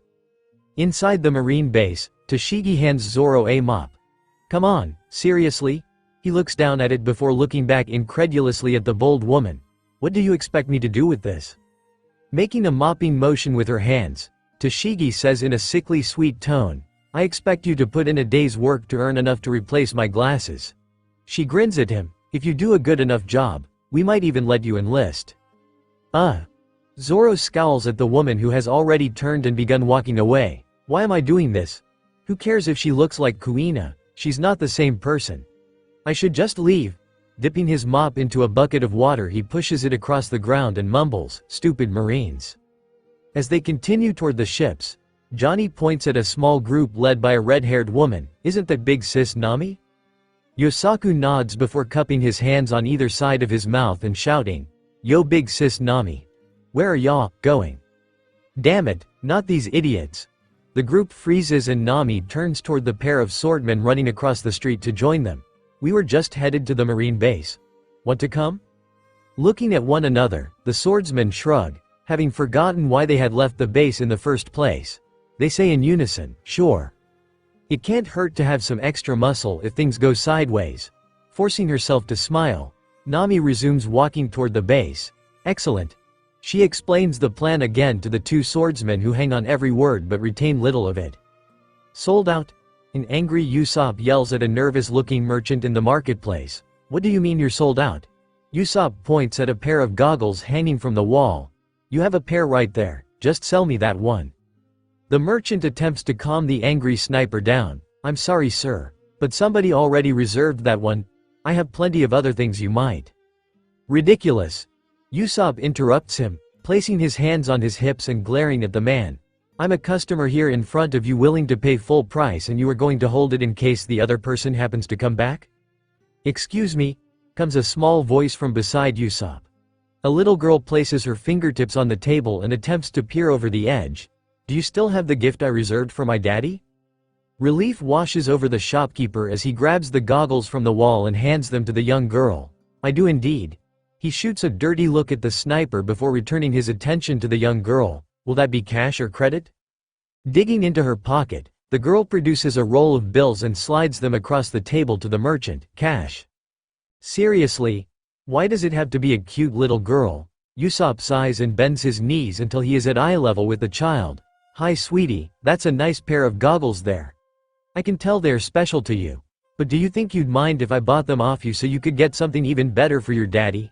He smiled, swelling with pride. "Captain Usopp is the best with children." "No," shouts the girl as she pulls the goggles against her chest. "These are for my daddy, you can't have them." "Why you little punk?" Usopp's smile turns into a grimace and he attempts to snatch the goggles from the girl, but she leaps backward to avoid his hand. "Give them here." He stands straight, towering over the girl. "Don't you know I'm the legendary pirate captain Usopp?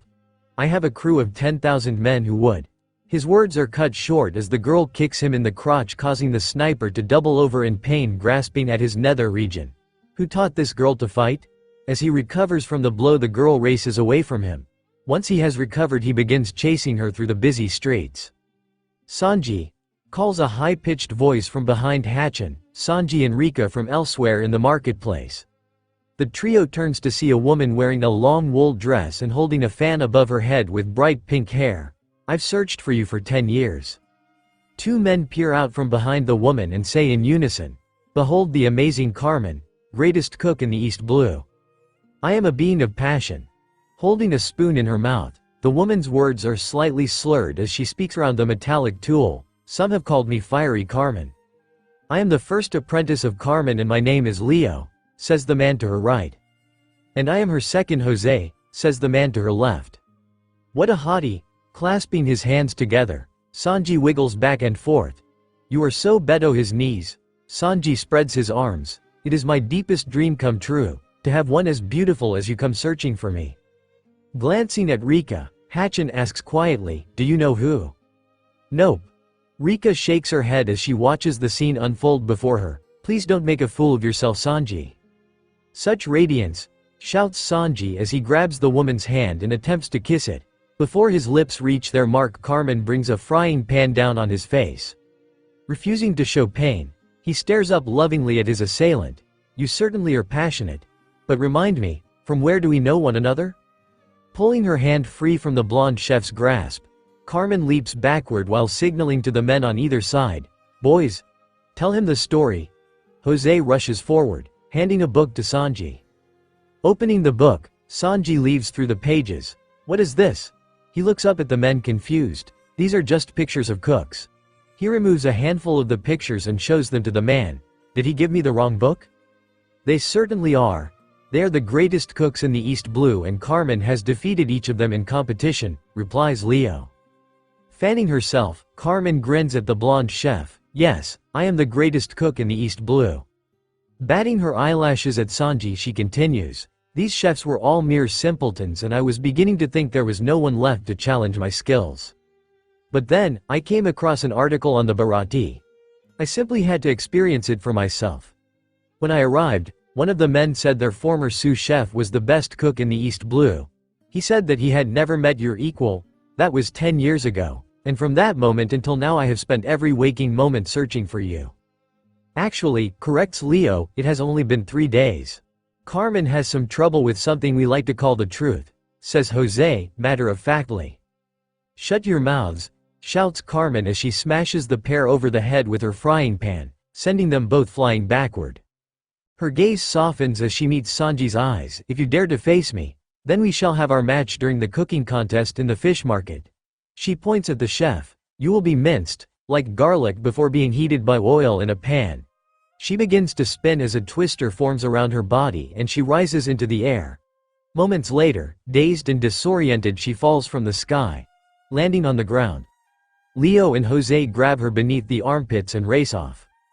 "Did she just challenge you," says Hatchin slowly, "to join the competition? We were already on our way to join?" Nodding her head, Rika places her hand on the fishman's arm. "I think she did." She waits a moment for the love-struck chef to rise to his feet but eventually gets irritated and shouts, "You alive over there, Sanji?" She was so beautiful. Still swooning, Sanji rises and begins walking toward the fish market. "We must hurry. A beauty such as her must not be made to wait." Seriously, rolling her eyes, Rika races to catch up with him and is quickly joined by Hatchin. The second a pretty girl walks by, it's like his brain turns to mush. She scowls. "When will I be the one that makes him act this way?" Walking through the front doors of the marine base, Nijiko makes her way to the receptionist's desk and leans across it. She bats her eyelashes and says in a sultry voice, "Hey cutie, can you answer a couple of questions for me?" The man's eyes are drawn to her chest before rising to meet hers. He stumbles over his words. "Why yes, I can help you. What did you have a Q question about?" His attention is fixed on the woman and he fails to spot Nami, Ninjin, Piemon and Tamanegi creeping along the back wall before slipping into the hallway leading to the base. Nami's voice fills Nijiko's ear through the Den Den Mushi she had inserted during their walk. "We're in. The idiots are watching in the front and will signal if they see anything." Smiling at the young man, Nijiko runs her hand through her hair. Her fingers brush against her ear and she subtly unmutes the Den Den Mushi. "That sounds great, cutie." She presses the button to mute herself. Biting her lip, she flicks back her hair. "I was hoping you could tell me a little more about this base. Is there anything fun to do here? Maybe somewhere dark and private we could have a..." She leans further across the desk, giving the man a better view of her cleavage. "Conversation? There's, The man's eyes are now glued on Nijiko's chest as a bead of sweat runs down his forehead. A door from the hallway opens and slams closed as a dark-haired woman makes her way into the lobby. Stopping at the reception desk, she turns and looks at the man with disapproval. "Get a hold of yourself, Marine." Not waiting for a response, she makes her way toward the exit. On the outskirts of town, Luffy picks himself up off the ground. He blinks several times as his eyes refocus. "Damn, that Marine kicked my ass back there." A grin spreads across his face. "That was fun." He stretches his arms above his head as his muscles relax. "I'm not going to lose a second time." He looks around for an entrance to the city and seeing one begins walking toward it. "I'll take advantage of my time here by getting some practice in." Placing the mop handle in his mouth, Zoro grabs 2 more mops and begins scrubbing the floor with them, using the one in his mouth on the wall. "I don't know why Kobe complains about the mess, this is easy." "Hey, you!" A Marine yells from the end of the hall before pointing a finger accusingly at Zoro. A second Marine joins the first and the pair place their hands on the scabbards at their sides. "You're pirate hunter Roronoa Zoro. Why are you cleaning? Intel says you teamed up with the Straw Hat Pirates." "There goes my cover." Dropping downward into a defensive position, Zoro prepares to strike. The second Marine shouts, "Drop the mop." Before he can finish his sentence, Zoro crosses the room and slams the head of the mop in his right hand into the Marine's stomach, dropping him to the ground. Before his companion can react, Zoro spins and slams the mop in his left hand into his back, dropping him as well. That's my cue to get going. Making his way through the base, he passes a familiar-looking group. He turns, eyes wide, and shouts, "Nami?" Finger over her lips, Nami shoos the children down the hall. "SSH, you see nothing." "Seriously, does she not realize she has a bounty?" Shaking his head, he resumes his flight from the base. "Not my problem. If the witch ends up in jail, that's on her." As he passes through the lobby, he sees Nijiko sitting in a chair reading from a paper. Exiting the base, he hears 2 familiar voices shout, "Hey, big bro Zoro." Ignoring them, he continues down the street. "I don't have time for whatever you idiots got roped into." Walking down the street, Zoro again comes across the weapon shop. "Maybe they'll let me buy something on credit." Pushing open the door, he strolls in and sees a man sleeping behind the counter. He shouts, "I'm here to pick up some swords." The shopkeeper is woken from his nap and slaps his hands together. Of course. We have many weapons to choose from. Tell me what you'd like." "Here goes nothing." Slamming his hands on the counter, he shouts, "I can get you 100,000 belly for 2 swords. Can you do that?" Confused, the man tilts his head to the side. "What do you mean you can get the money? Do you not have it?" With a sigh, he sits down and rests his chin in his hand, an irritated look on his face. "For 50,000 each, the best I can do for you is 2 dull blades." "PSH, that's it." Zoro rolls his eyes. "I can make do with whatever I need. I'm just strapped for cash right now." His eyes burrow into the merchant's skull. "There's no way Kayu will give me more than that for a couple of swords, you crazy old man." Spotting the sword attached to Zoro's waistband, the shopkeeper's eyes fly open and he begins stammering, "And now hold on a second. Can I take a look at that sword you got there? Is that okay, pal?" "Seriously?" Pulling the sword and scabbard from his waist, Zoro hands it to the old man. "Sure, you okay, pal?" Pulling the end of the blade from its sheath, the shopkeeper's eyes grow wide with shock and he begins panting heavily. He slides the blade back into the sheath and looks up at Zoro with a mischievous grin. "That's a pretty nice sword you've got there. I'll give you 200,000 belly for it." "What do you say?" "That'll give you 300,000 altogether to buy something nice." At around 100,000 each there are bound to be 3 swords you like here. Does he think I'm stupid? Returning the shopkeeper's gaze, Zoro shouts back, seriously? That's it? Desperation paints the shopkeeper's face as he begins begging the swordsman, fine, how about 250,000? No wait, 300,000. Zoro glares at him and he swallows hard, 500,000. As if, crossing his arms, Zoro glares at the man, it's mine, I'm not selling it. Fine. How about 650,000? The shopkeeper is sweating profusely as spittle flies from his mouth. How does 800,000 sound to ya? The shopkeeper's attempt to haggle is interrupted by the marine from earlier who enters the store and yells, I'm back, did you finish polishing my sugar? Noticing Zoro, she says in a soft tone, you're okay, Zawato. I just got a report that a couple of marines were beaten up near where you had been mopping the floors. When I heard you were gone I assumed you had been kidnapped. Is she stupid? Zoro refuses to make eye contact with the marine as he focuses his attention on the sword in the shopkeeper's hands. If he tries to steal my sword there will be hell to pay. Anyways, I wanted to let you know that you were off the hook for my broken glasses. Reaching into her pocket, she pulls out an identical pair and places them on her face. I found this extra pair in my room and… Her words are cut off as she sees the sword held in the merchant's hands. Grabbing the blade from the merchant she says excitedly, this looks just like the Wado Ichimonji. Is this the sword? Why does she know my sword's name? Turning toward the marine, confusion on his face, Zoro replies, yeah, why do you look so excited? Drawing the blade, Tashigi stares at it in awe. It's so beautiful. This has to be one of the 21 great grade Meito swords.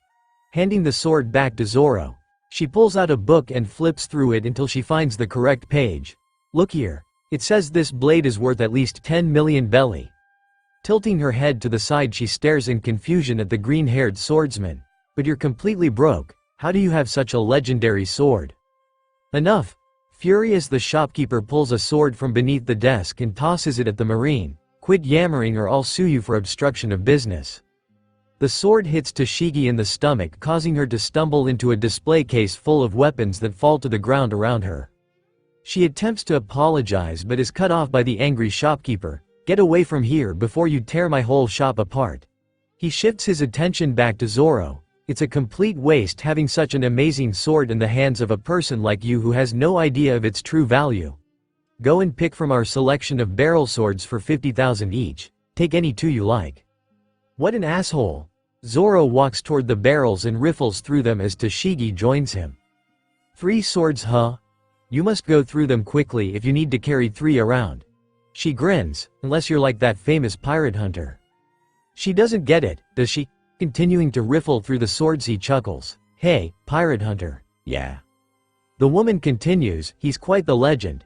His name is Roronoa Zoro. Well, this is going to get awkward in a hurry. Glancing over his shoulder, Zoro responds quickly. Oh yeah, him. He shifts his attention back to the swords. The faster I can find something, the faster I can get out of here. He's not a very good person. Tashigi's eyes narrow as she continues. Any swordsman who is a bounty hunter is not an honorable swordsman at all.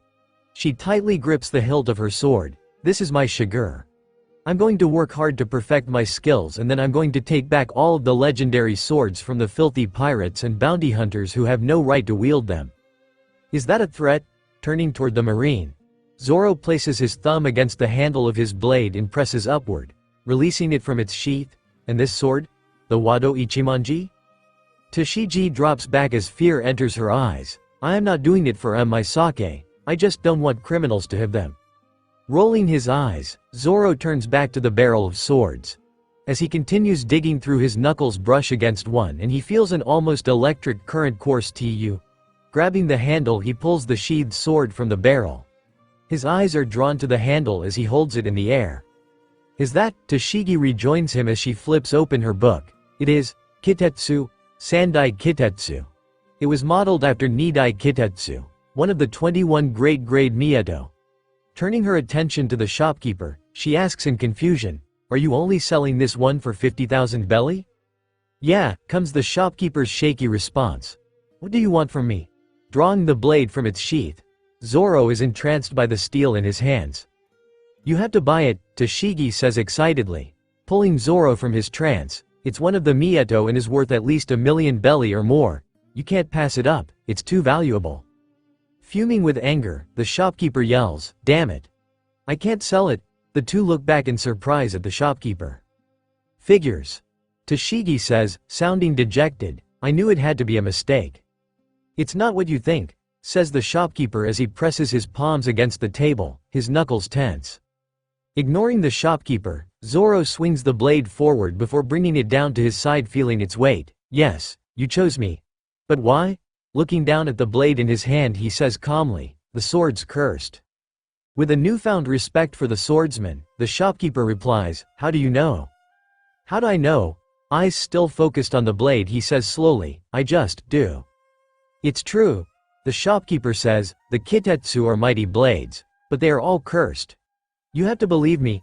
There are tales across the sea of swordsmen who have died after taking up a kitetsu sword. Nobody is stupid enough to take them these days."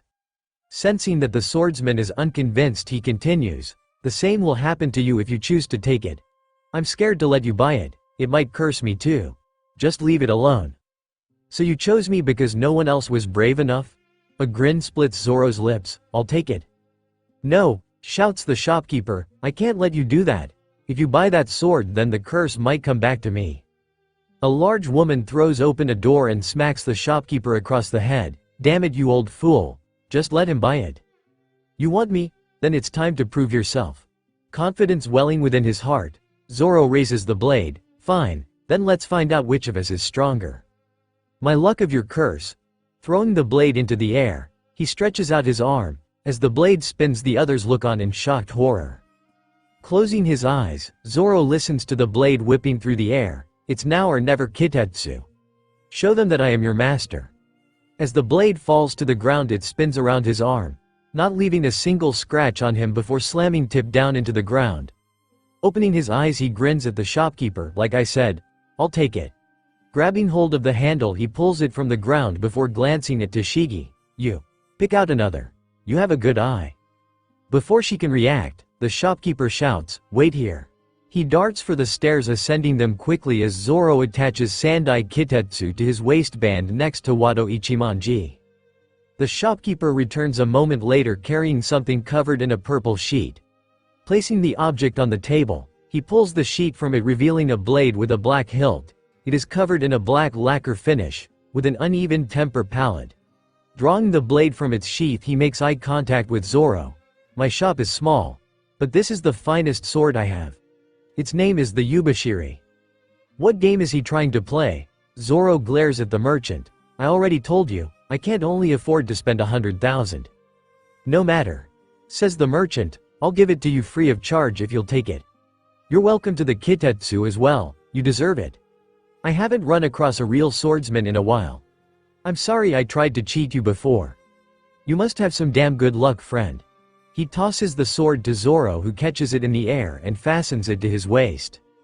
"Thanks, old timer." Turning, Zoro exits the shop, leaving Toshigi and the shopkeeper's wife standing slack-jawed in the store.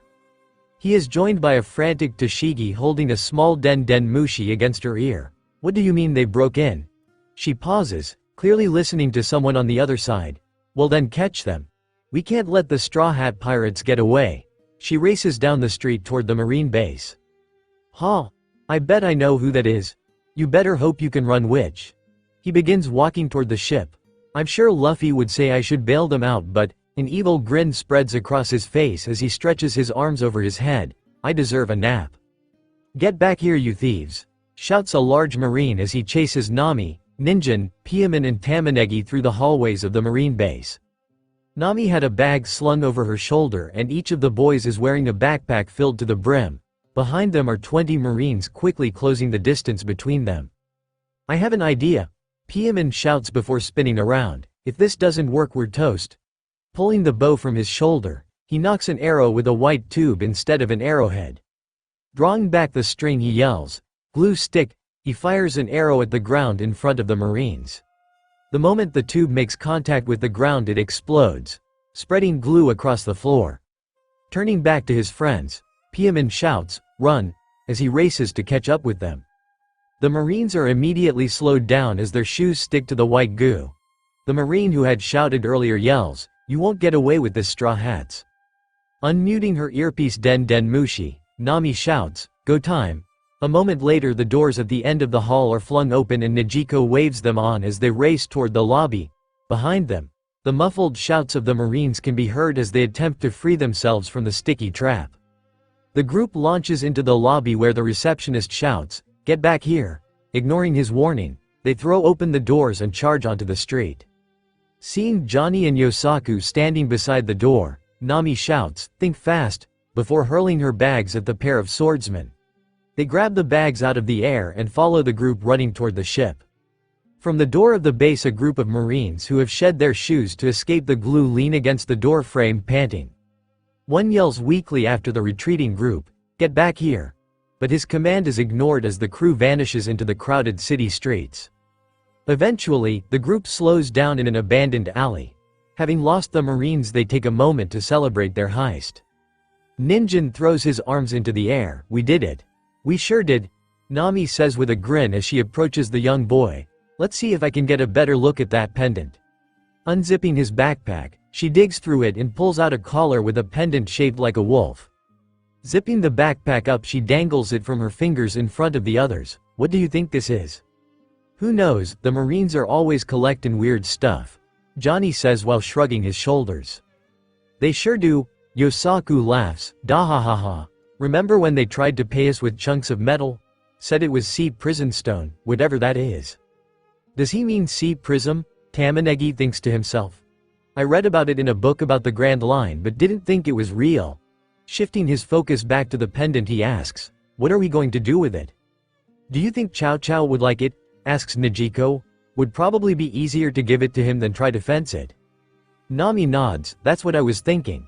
I just wish I knew what ing her shoulders." She slips the collar into the empty bag at her waist. "Guess it doesn't matter." "Hey!" shouts a deep voice from the street. The group turns to see a man wearing a magician's hat on his head. "Aren't you the Straw Hat Pirates from the paper?" Standing behind him is an attractive woman in a form-fitting one-piece that flares out at the bottom. They are accompanied by 20 men and women, each carrying a weapon over their shoulder or attached to their waist. "Bro, don't we know that guy?" asks Yosaku, pointing at the man with the hat. Nodding his head, Johnny replies in irritation, "Sure do. He's the magic bro from a couple of days ago." Ignoring the pair, the woman glances at her partner. "You want to pick up their bounties, Mr. Six?" "No," shaking his head slowly. The magician's eyes are focused on the bags on the kids' backs and held in the men's hands. "I bet those bags are worth more than them all combined." "Can't we have both?" asks Miss Mother's Day in confusion. "We turn them in for their bounties and keep whatever they stole." With a sigh, Mr. Six rolls his eyes. "Think about it. They probably stole all of that money from the Marines. As soon as we walk in, they'll start asking questions and probably want their money back." "Good point. You ready to do this?" she asks. The man nods and she places her hands together before forming a diamond with her thumbs and index fingers. Aiming the diamond at Mr. Six, she calls out, "Spotlight." A beam of bright light erupts from her hand, engulfing the magician. They are so bold, explaining their entire plan without a care in the world. Nami's eyes are drawn toward Mr. Six. She attempts to look at anything else, but finds herself unable to resist staring at the brightly illuminated magician. "Why can't I look away? What's happening?" The others are in a similar state, unable to pull their vision from the magician, and in fact, all of the people walking on the street have also turned to stare at him. Pulling out his wand, Mr. Six waves it at the group. "Can I have some volunteers from our lovely audience?" Piece of cake. A smile spreads across Miss Mother's Day's face. The beam fades from her hands and she lowers her hands. The crowd stands enthralled by the magician, no longer needing her to draw their attention. Nami's previous doubt fades away as a feeling of warmth comes over her and she realizes that she trusts this magician and would do anything he asked. Pick me, her mind shouts as the orange-haired woman raises her hand obediently, not noticing or caring that her companions and the crowd of strangers are doing the same. "Please choose me." Pointing at the alley with his wand, Mr. Six calls out, "You two with the bags and you three boys with your backpacks. Come on down." The others groan as their hands drop to their sides while Johnny, Ninjin, Piaman, Tamanegi and Yosaku walk to the magician, beaming with pride as they await further instructions. For today's act, I will need you to hand those bags to my friends behind me." The quintet dutifully walk forward, placing their bags in the hands of the men and women surrounding the magician before returning to their spot to gaze at the magician. Lifting his wand, Mr. Six grins, "Now for my favorite part of the act. The eraser." He places his wand behind his ear before pulling the hat from his head and flipping it upside down. "I will first need to take out my special tool." He reaches in and pulls out what appears to be a pink eraser from the hat. Returning the hat to his head, he takes hold of the wand tucked behind his ear. "This next part is important. I need you all to focus on the eraser." Heads bob in unison as every eye is glued to the eraser held in his hand. Tapping the wand against the eraser, he chants, "Abracadabra alakazam. Here's a neat trick that's part of my plan. Forget where you came from. Forget who I am. Return to your home as fast as you can." Waving the eraser in front of his face, he taps it one last time with his wand as a pulse of energy flows toward the onlooking group. "What are we doing here?" asks Nijiko in confusion. Her eyes dart from Nami to the kids to Johnny and Yosaku. "Shouldn't we be back on the ship?" The others nod in agreement, and as a group they turn and begin casually walking back to the going shopping and going merry, leaving behind the Baroque Works agents. Racing down the street, Luffy realizes he is lost and digs his heels into the ground, kicking up a cloud of dust and sand. "Come on!" Placing his hand over his eyes to shield against the sun, he scans the horizon. Where did that platform go? A man wearing a cloak approaches in the opposite direction, muttering, "Straw hat, straw hat, straw hat." He scans the street, searching for his target. Where is he? I could have sworn I saw him flying this way earlier. "Hey, do you know where the execution platform is?" asks Luffy. The cloaked man nods without looking and points behind him. "That way." He continues to search the street. "Now where did he go?" "Thanks," shouts Luffy. "I hope you find whatever you're looking for, mister." Running down the street, she lets out a loud, "Wahoo!" Glancing at the retreating man, the cloaked man's eyes grow wide. "Ah, that was him." Placing his fingers in his mouth, he lets out a loud whistle, calling the attention of his nearby crewmates. "After him, men! We can't let Straw Hat get flashily away." Arms pumping as he runs, Luffy cackles with laughter. She, finally pointed in the right direction. He races for the execution platform. "I can't wait to get back on top of that thing, so I can see what Gold Roger saw." Standing beside one another in the center of the marketplace, Sanji and Hatchin wait for the brackets to be called. From the hastily erected stands nearby, Rika lets out a loud cheer. "Go Sanji! Go Hachi! Go Team Straw Hats!" A woman in front of her turns to face the young girl with a confused look. "Did you say Straw Hats? Like the pirates?" "Oh no," eyes wide with fear. Rika slaps her hands over her mouth as she stares back at the woman. "I have to think of something quick." Tears well up in her eyes as her bottom lip begins to quiver. A tear runs down her cheek as the woman rises to her feet and turns fully around to wrap her arms around the young girl. "Works every time. Adults are such suckers for the waterworks." She continues to sob as the woman attempts to comfort her. There, sweetie. I'm sure I misheard you. It's going to be okay." She rubs Rika's back with one hand. "Thanks." Rika's tears slow and eventually stop, having done their job diverting the woman's attention from her comment. She carefully extracts herself from the woman's grasp, doing her best to be subtle. "I need to be more careful in the future." "Attention ladies and gentlemen." A man holding a megaphone Den Mushi makes his way to the center of the marketplace. Stopping amidst the assembly of chefs. All cooking festivities are about to start. The greatest chefs in the East Blue are competing here today. This year's grand prize is an elephant blue-finned tuna. It's the gem of the ocean and a miracle food. Who will win this truly spectacular prize? Foo, that will be me, of course," comes a familiar voice from beside Sanji and Hatchin. The pair look toward the voice and see the pink-haired woman from earlier, sitting on a chair flanked by Leo and Jose. "This should be fun. I've never had any real competition before." "Oh no, not her again." Rika slumps forward as she stares at her friends, anticipating Sanji's obnoxious response. "Stay here, calamari," Sanji says in a cold voice, before launching himself toward the young woman. The angel has returned. The blonde chef drops to his knees and takes hold of her hand. He stares up. "My lovely Carmen. It is so good to see you again." He attempts to kiss her hand. "My lips are so close." Don't you dare. Rearing back, Carmen smashes him over the head with her pan. Nose bleeding, Sanji stares love-struck at the woman. That's the fiery passion I crave. Leo and Jose shoo Sanji away from Carmen. How long do I have to stay here? Hatchin thinks as he does his best not to move. His eyes dart to Sanji, who is trying in vain to get past the apprentice chefs. Maybe if I move just a little it'll be fine.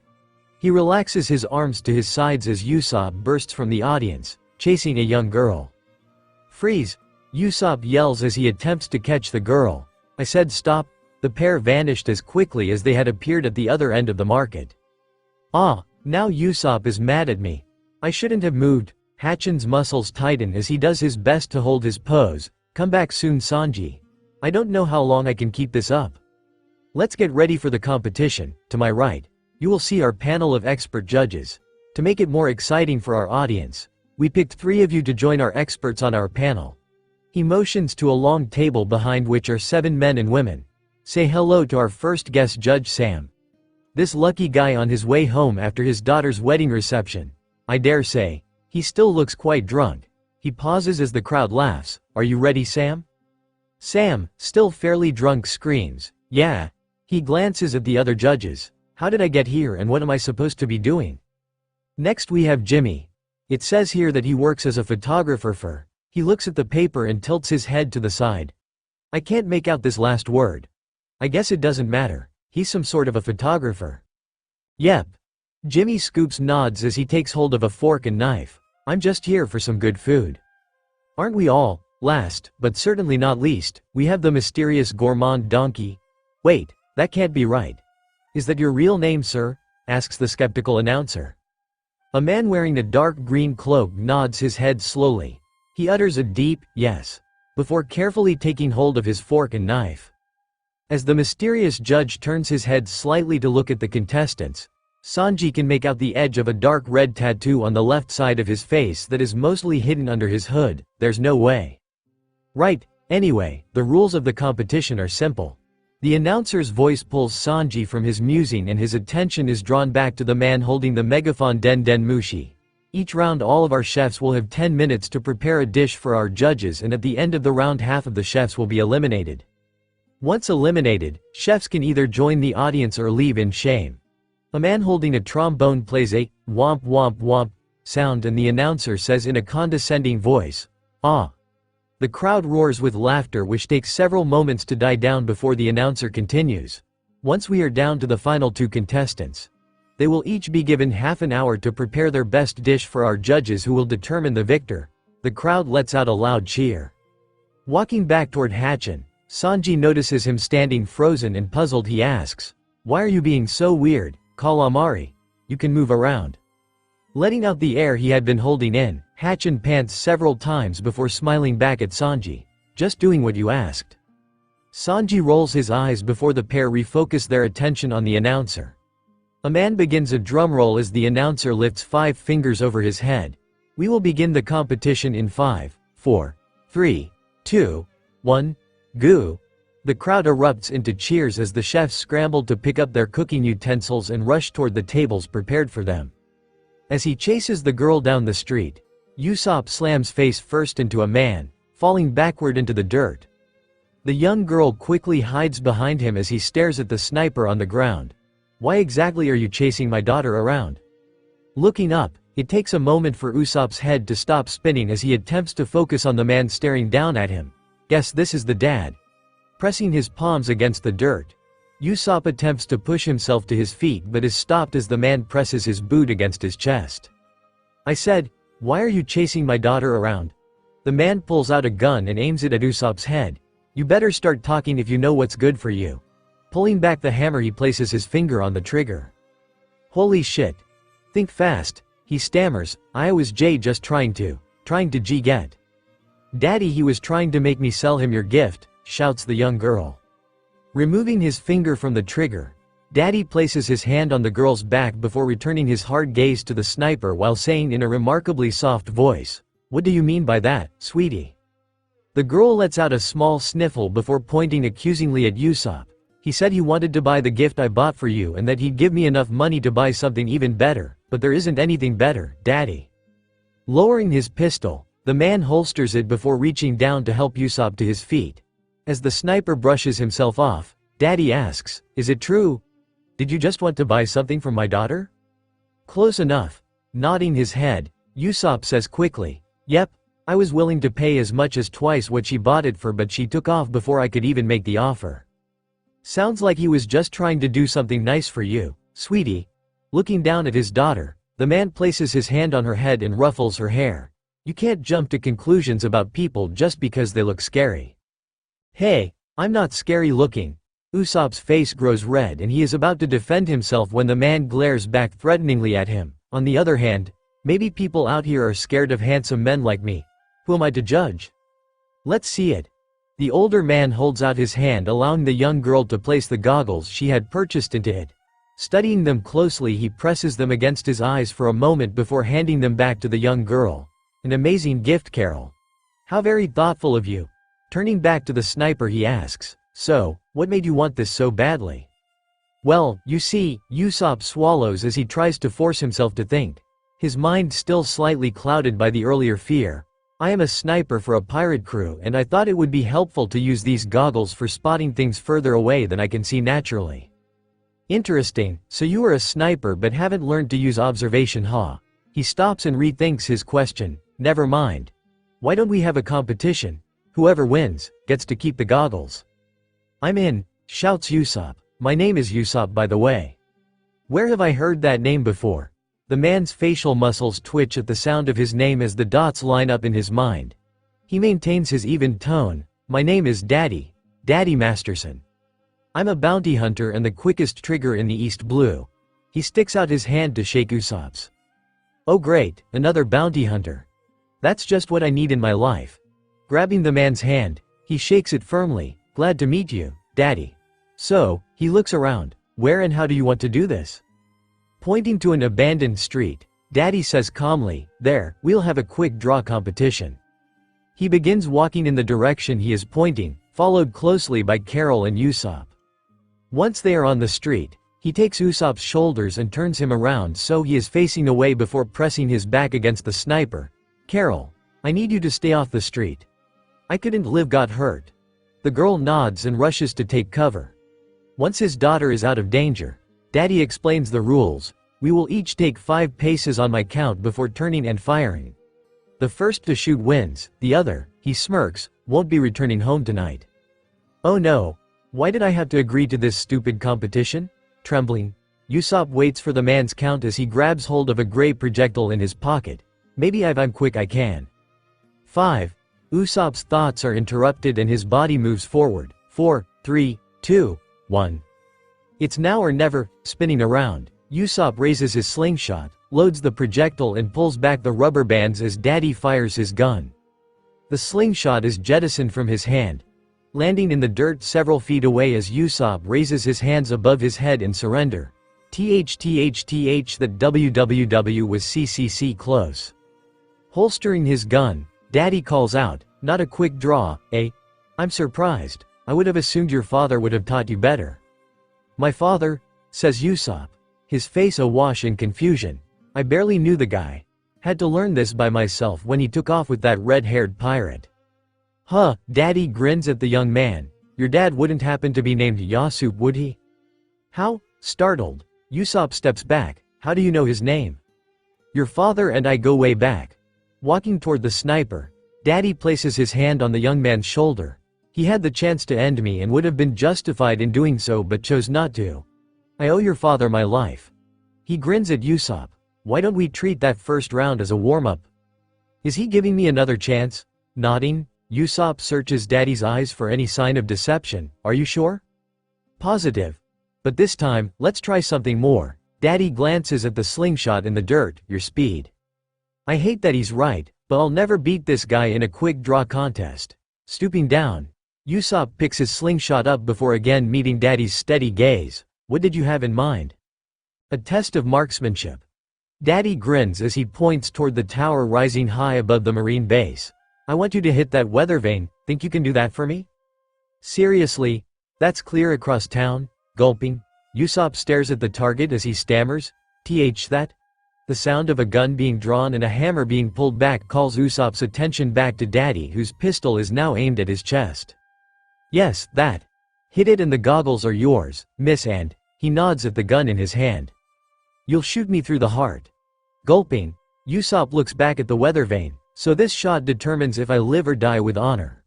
Reaching into his pocket, he draws another gray projectile and loads it into his slingshot. Aiming, he pulls the rubber band behind his ear. Daddy, no, cries Carol as a tear runs down her cheek. No one can shoot something that far with a slingshot. Don't do this. Her eyes dart to the gun in her father's hand and back to the man holding a slingshot. We'll just have to see, won't we? Gritting his teeth, Usopp pulls the rubber bands as far back as they will go, closing his left eye as he stares between the handles of the slingshot at his target. Relax, concentrate and breath. Taking a deep breath, Usopp's eyes narrow as he stares at the target in the distance. He can feel his heartbeat as he focuses on his goal. This is just like target practice on the ship, but a lot further and with far more at stake. Breathing out slowly through his mouth, he releases the rubber band's leather pad, sending the projectile flying through the air. A moment later, he hears the ting as it hits the weather vane, sending it spinning far in the distance. Lowering his gun, Daddy holsters his weapon before placing his hand on Usopp's shoulder. Your father would be proud. He turns to his daughter, Carol. I believe this man has earned his prize. The young girl runs toward Usopp, presenting him with the goggles she had been holding through the challenge. I did it. I did it. Taking them from her, Usopp carefully places them on his head before flashing her a thumbs up. Thanks, Carol. He turns back to Daddy, and thank you for, he pauses, sharing about my dad. Daddy pats the sniper's shoulder. I've got time to tell the whole story if you want to hear it. Why don't we walk you back to your ship? I'd like that. Usopp smiles as he leads the father and daughter toward the dock. And the results of the semifinals are in. Hatchin and Leo are eliminated, leaving only Carmen and Sanji remaining. Who will win in this culinary showdown? Whose palate is refined enough to win over our judges? Only time will tell. Muting his megaphone Den Den Mushi, he makes his way to the contestants. Alright, you two, we want a clean match, but we also want something that the audience will appreciate. Bring your best to the table this round, understood? The pair nod and say in unison, yes sir. Good. Unmuting his megaphone Den Den Mushi, the announcer shouts, get ready for a thrilling conclusion between these two powerhouse chefs. The crowd cheers as a band plays upbeat music on their brass and stringed instruments. Making his way up the stands to sit beside Rika, Hatchin places his chin in his hands. Dang it, I thought I'd end up in the finals with Sanji. Placing her hand on the fishman's back, Rika pats him affectionately. There Hachi, you gave it your best and that's what matters. Now it's up to us to cheer on our fearless leader. Perking up, Hatchin rises to his feet and bellows, you can do it Sanji, show her what we're made of. Yeah. Sanji waves off the fishman, don't worry, I won't let my crew down. But what should I make? He scans the items before him as recipes float through his mind. The final round begins in 5, shouts the announcer. He is joined by the crowd. 4, 3, 2, 1, go. The crowd screams the last word as the two chefs begin working on their respective meals. Mise en place first, the details can come later. Spreading out his vegetables, Sanji dices them thinly on his wooden cutting board. Every time the board is full, he scrapes it into a pot and begins fresh with another lineup of vegetables. I'll need to get the meat started soon or it won't finish in time. Stabbing his Santoku knife into the cutting board, he grabs his butcher's knife and slides to the side. Pulling out a second cutting board, he places 2 thick steaks across it. Need to get the marbling just right. Cut off too much fat and it will have no taste, too little and it will be chewy. He begins preparing his meat as he glances at the clock. Good, only 2 minutes have passed. I should have plenty of time. He dices the steak into cubes and pours them into a pan on the stove. Grabbing the burner, he flicks it to the right, causing the flames to burst to life as the steak sizzles. Let's give our veggies a bit more flavor. Taking hold of the previously discarded fat, he tosses it into the pot of vegetables and places it all onto the stove. Turning on the burner, he takes a step back and wipes the sweat from his brow before glancing at Carmen, who is cooking furiously, looking more flustered than she had in previous rounds. He calls out, "Good luck, beautiful." She scowls back as he winks at her before returning to his counter to prepare the remaining dishes for his meal. A short while later, a buzzer goes off and the announcer screams into the microphone, "Hands up! Utensils down!"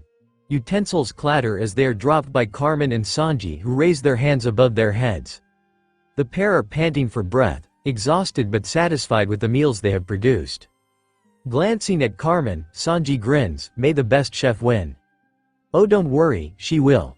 Carmen laughs as she walks to Leo and Jose in the stands to await the final judgment. Foo. "Hey." Sanji places a cigarette between his lips and flicks open a lighter, igniting the tip. "I guess, we'll just have to see." He takes a lungful of smoke before blowing it into the air, allowing it to dissipate as it drifts away. The judges are served their food and each tastes the dishes before huddling together. After a remarkably short time, they return and hand a piece of paper to the announcer. Unfolding the paper, the announcer reads it aloud, and the winner is San. "Wait," shouts Carmen, rising to her feet as she cuts off the announcer. Walking across the courtyard towards Sanji, she says sadly, "I can't forgive myself. I can't believe I thought I could beat you." Shoulders shaking, she fights back tears. "I watched you cook when you were young. You were driven, even back then before Zeph took you aboard the Barati. They wouldn't let me in the kitchen like you and I resented and envied you." What on earth is she talking about? Sanji stares at the woman, uncertain if he can understand let alone believe the words coming out of her mouth. "I've trained so hard, for so many years. That's why I wanted to show you what I had learned." She powers through as a tear rolls down her cheek. "But after all this time, you'd only gotten better. I don't know what made me think I could beat you." Wiping the tear from her cheek, she regains her composure and continues, "The truth is, you beat me fair and square. You're the #1 cook in the East Blue." The announcer smiles as he carefully shreds the paper in his hand. Rising to his feet, Sanji flicks his cigarette into the dirt before spreading his arms wide. "Carmen, that's the best compliment anyone's ever given me. I could kiss you right." "Don't you dare," screams Leo as he leaps over Carmen, smashing a pan into Sanji's face. "Get in between me and a beautiful lady." Lifting his foot, Sanji slams it into the small man's stomach, sending him flying backward as he screams, "Why'd you do that?" "I'm forfeiting this round," says Carmen, smiling at the blonde chef, "but be ready the next time we meet. I won't lose to you again." "Well," Sanji grins and winks at the young woman, "if it's a challenge from you, Carmen, I'll have to accept." Pulling his megaphone Den Mushi to his lips, the announcer shouts, "You heard it here, folks. The winner is Sanji." The crowd cheers and begins chanting Sanji's name as Rika and Hatchin jump from their seats and rush toward their friend. Hatchin lifts the blonde chef onto his shoulders while Rika runs in circles around his feet. A thrilling conclusion to this year's competition. Join us next year as a new batch of chefs compete for the title of Best Chef in the East Blue. As Hiti, Luffy finally catches sight of the execution platform. "Finally, I thought I'd never see you again." He ignores the footsteps from behind as a trail of exhausted pirates desperately attempts to keep up with him. Stretching his arms forward, he grabs hold of the roof of a nearby house before shouting, "Gum Gum Rocket." As Luffy's body is flung through the air, the clown pirate behind him comes to a screeching halt and yells, "Get back here, Straw Hat!" Unfortunately, his companions failed to notice and slammed into him from behind, causing themselves and their leader to land on the ground. As they fall, the cloaks they had been hiding under are jostled free, revealing their identities. "Hey, Mr. 12, it's Buggy," shouts a voice from nearby. Mr. 12 responds, "It certainly is. What are you waiting for? Grab him." A dozen men charge at the fallen pirates as Buggy and his crew pull the garments back over themselves, scramble to their feet and begin running toward the execution platform after Luffy, who is soaring through the air. "I feel so alive." As the wind whips at Luffy's body, he can feel his lips stretch out around his grinning mouth. Before colliding with the rapidly approaching execution platform, he stretches his arm upward and catches hold of a bar near the top. Swinging around the pole, he is tossed into the air and lands with a thud on the wooden surface at the top of the tower. Stretching his arms to either side, he screams, "I made it." Heads turn to look at the strange boy standing on top of the execution platform as Buggy and his crew slip through the main entrance, followed closely by the Baroque Works agents and their minions. A marine pulls out a bullhorn Den Mushi and speaks into it, his voice amplified by the snail. "Please come down from there, sir. This is property of the world government." Luffy scans the crowd, looking for the source of the command. He sees a blonde man wearing a black hat with goggles on top, causing him to pause for a moment. Where do I know him from? Oh well, it doesn't matter. He continues to look through the crowd trying to find the marine and sees another man with a light green mohawk, sharp fangs and a septum piercing. Beside him is a woman with red hair standing straight up wearing a long blue overcoat and underneath a cloth bandeau covering her chest. Luffy snorts, what a bunch of weirdos in this town. Continuing to search the crowd, he finally catches sight of the marine who had shouted at him. Pointing at the man, Luffy shouts back, "Make me." "I said get down from there. This isn't a joke, kid," shouts the marine, clearly irritated. "Fine," replies Luffy as he begins to laugh, "She. First you have to say the magic word." Gritting his teeth, the marine screams, "I'm not playing, I'll arrest you if you don't." He drops to the ground as a club collides with the back of his head. Stepping over his body, a tall, thin woman holding a massive club in her right hand smiles up at Luffy. "Long time no see, Luffy. I've been looking for you." "Huh?" Luffy looks down at the unfamiliar woman below as the random passers-by swoon over her good looks. "I'm pretty sure we've never met. Who are you?" "I'll never forget you." She grins at the young pirate. "You're the first man brave enough to strike me." "What?" Taking a step back, Luffy points accusatorially at her. "I never hit you."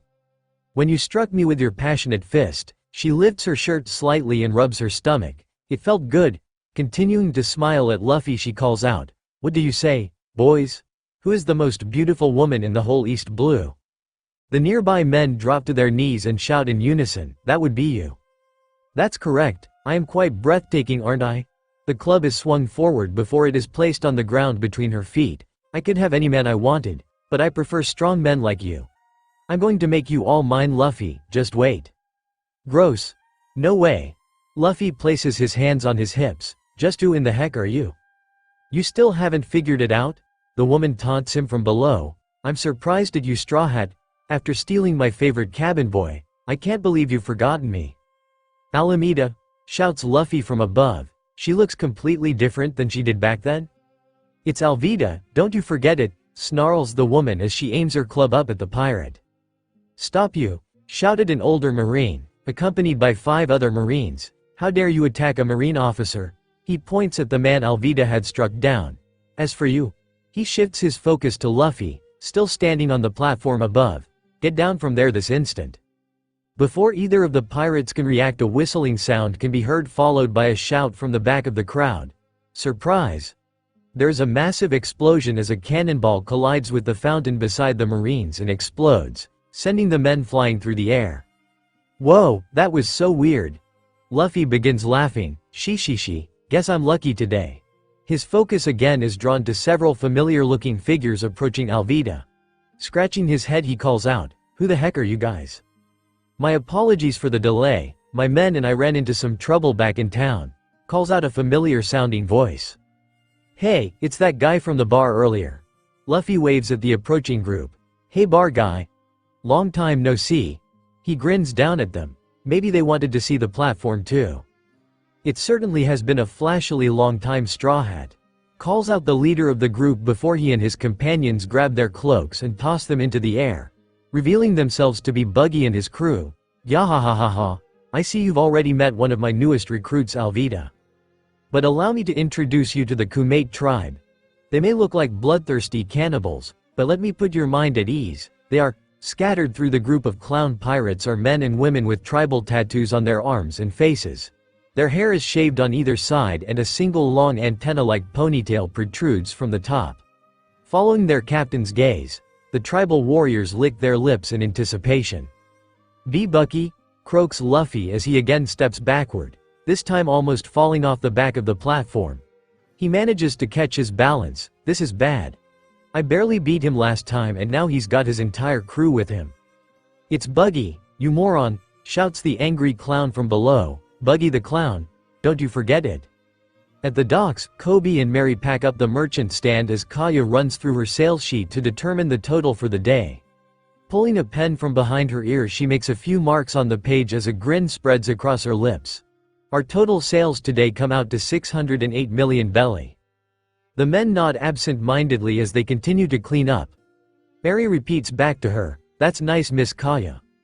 A good day's work. He stops and looks back up at the smiling blonde. Did she just say what I think she said? His mouth moves but words refuse to come out. Eventually, he sputters, did you say 680 million belly? Placing her hand on his shoulder, Kaya grins at her former butler, 680 million, 150,000 to be exact. The storage room is pretty empty. We'll need to stock up on more goods at the next island we visit. That's incredible, Kaya calls out Kobe before squatting to pick up the end of the table. Mary, quit gawking and help. I piled everything on top. Once we get this on the ship we'll be good to go. Sorry. Broken from his stupor, Mary hurries over to the table. Grabbing the opposite end he helps Kobe lift it into the air. The pair carefully make their way up TD by a beaming Kaya. Once the table has been stored safely away, Kaya, Kobe and Mary return to the still sleeping Chow Chow on the docks, joined now by Chabo and Jin. Chabo is again covered in dirt, having spent most of the morning planting his newly purchased plants in the garden. They are soon joined by Rika, Hatchin, Sam, Sanji and Jimmy Scoops, who had slipped unnoticed onto the ship to store their hard-earned prize fish in the freezer before returning to the dock. The quartet regales their crewmates with the story of the cooking contest. The best food I had ever had in my life. Sam hiccups before continuing, my whole life. Jimmy nods his head in agreement while rubbing his stomach. What are you idiots talking about? Asks Zoro with a grin as he joins the group. He is accompanied by Johnny, Nami, Ninjin, Nijiko, Piaman, Tamanegi, Usopp and Yosaku, having run into one another on their way back to the ship. Pointing at an older man standing in line to board a boat nearby, Piaman shouts, "It's Teru." The crew races across the dock toward their friend who steps out of line to greet them. "Hi. I managed to buy the supplies I needed and booked passage back home on this ship." Teru smiles at the assembled pirates. "Thank you for everything." Crouching down he places his hand on Piaman's head and ruffles his hair. "An extra special thanks to you, Pepper, for being such a great student." The boy fights back tears as he hugs the carpenter tightly. "I'll miss you," says Piaman quietly to the older man. Nodding his head, he replies in a whisper, "I know. But you and your friends have a lot of fun adventures ahead of you. You'll need to tell me about them the next time you're in the East Blue." Releasing his grip on the boy, he stands up and waves to the group. "I wish I could stay longer, but the captain says we have to go. Something about the weather looking like it could take a bad turn at any moment." Turning to Mary, he meets the lamb man's eyes. "Don't let the boy cut his fingers off." Mary smiles back, "Wouldn't dream of it." The crew waves as Teru turns around and hurries to the boat, boarding quickly. He rushes to the deck and waves back as the ship sets sail. Looking up at the clouds, Nami nods. He's right. This is some strange weather. Let's get ready to set sail. She glances around. "I think we have everybody? Is there anyone missing?" She does a quick head count before her eyes widen. "Where's Luffy?" The others shrug and mumble that they haven't seen him since getting into town. Suddenly they hear an unmistakable scream from the town center. Smacking his face with his hand, Kobe shakes his head. "I think I found the captain. Sounds like he's in trouble." Why does Luffy being in trouble sound so familiar? Johnny and Yosaku gasp as they come to the same realization. "We forgot to warn the crew." Pointing toward the marine base, Johnny shouts, "There's a bunch of pirates here looking for Luffy." Yosaku follows him up. "Also, those bounty hunters from a few weeks ago are here." Jin turns to the pair, eyes filled with rage. "Idiots! Why didn't you tell us sooner? Anything could be happening right now. They could be hauling him off to impel down for all we know." Stabbing his pointer fingers into the pair's chests he shouts, "The two of you are coming with me." Turning he scans the group trying to figure out who is needed to get the ships ready and who can help with whatever they are about to come up against. Hatchin, Kobe, Ninjin, Piaman, Rika, Sanji and Zoro. "You're coming with us. The rest of you help Nami get the boats ready. We don't have much time, let's go." The group separates as Jin and his group race toward the execution platform while Nami and the others walk toward the boats. "Eat him!" shouts the Kumaji tribe who are standing to the left of the execution platform. "Kill him!" the former buggy pirates shout back standing to the right of the execution platform. "Free him!" Luffy's voice is strained as he attempts to yank his head and hands from the wooden pillory where they are restrained. Kabaji is stationed behind him, foot on top of the wooden structure securing it in place while Buggy stands in front of the pair, hand against his ear miming a lack of hearing. Yahahahahaha. I can't hear you, you'll need to be much louder than that. Buggy looks back and forth between the groups on the ground as they continue to argue back and forth to either kill or eat Luffy. What a lame move coming up behind me like that. When I get out here I'm giving that swordsman a beating, I just need to figure out how. He continues wiggling, trying to pull himself free but only manages to stretch himself backwards slightly before slamming his shoulders into the wooden structure. Damn it! He screams, enraged. Let me out of here. Yahahahahaha, quiet Straw Hat, I'm trying to listen to my crew. Cupping his hands in front of his mouth, Buggy yells down, so what shall it be? Shall we flashily execute this maniac or feed him to the Kumaji tribe? Placing his hand over his ear, he leans over the side of the execution platform as the group below continues to yell up at him. After a moment he reels back and roars with laughter. Yahahahahaha, I see you all cannot make up your minds. So it's up to your glorious captain to decide. Enough with the theatrics Buggy. Alvida rolls her eyes as she leans against her club. Can I get a drum roll please? Shouts Buggy. The pirates in the courtyard begin slapping their legs as the clown pirate spreads his arms to either side. I have decided that the fate of Luffy shall be. He lets the words hang before exclaiming. Execution. The former Buggy pirates cheer while the Kumaji tribesmen groan. Irritated. He looks down at the group. Don't look so sour friends. This is a happy day. Turning to Luffy. He steps toward him and bends down so they are face to face. Do you have anything to say for yourself, Straw Hat? What does he want me to say? Glancing around Buggy, Luffy sees his crewmates arrive causing a grin to spread across his face. Yeah I do. He begins laughing, causing the pillory to shake. She. I'm going to be the next king of the pirates and there isn't a thing you can do to stop me, big nose. What did you say about my nose? Reaching his hand back, Buggy is about to slap the boy when an arrow flies past him and slams into the building beside him. The hell was that? Spinning around his eyes grow wide as he sees his crewmates engaged in combat with the Straw Hat pirates in the courtyard. Damn it. He points at what has become a battlefield and shouts, kill them all. Just hold on tight Captain. We're coming for you. Shouts Jin as he swings his Morning Star into a pair of crewmate tribe members, sending them flying. Yes, screams Luffy, grin still plastered to his face. Kick their asses.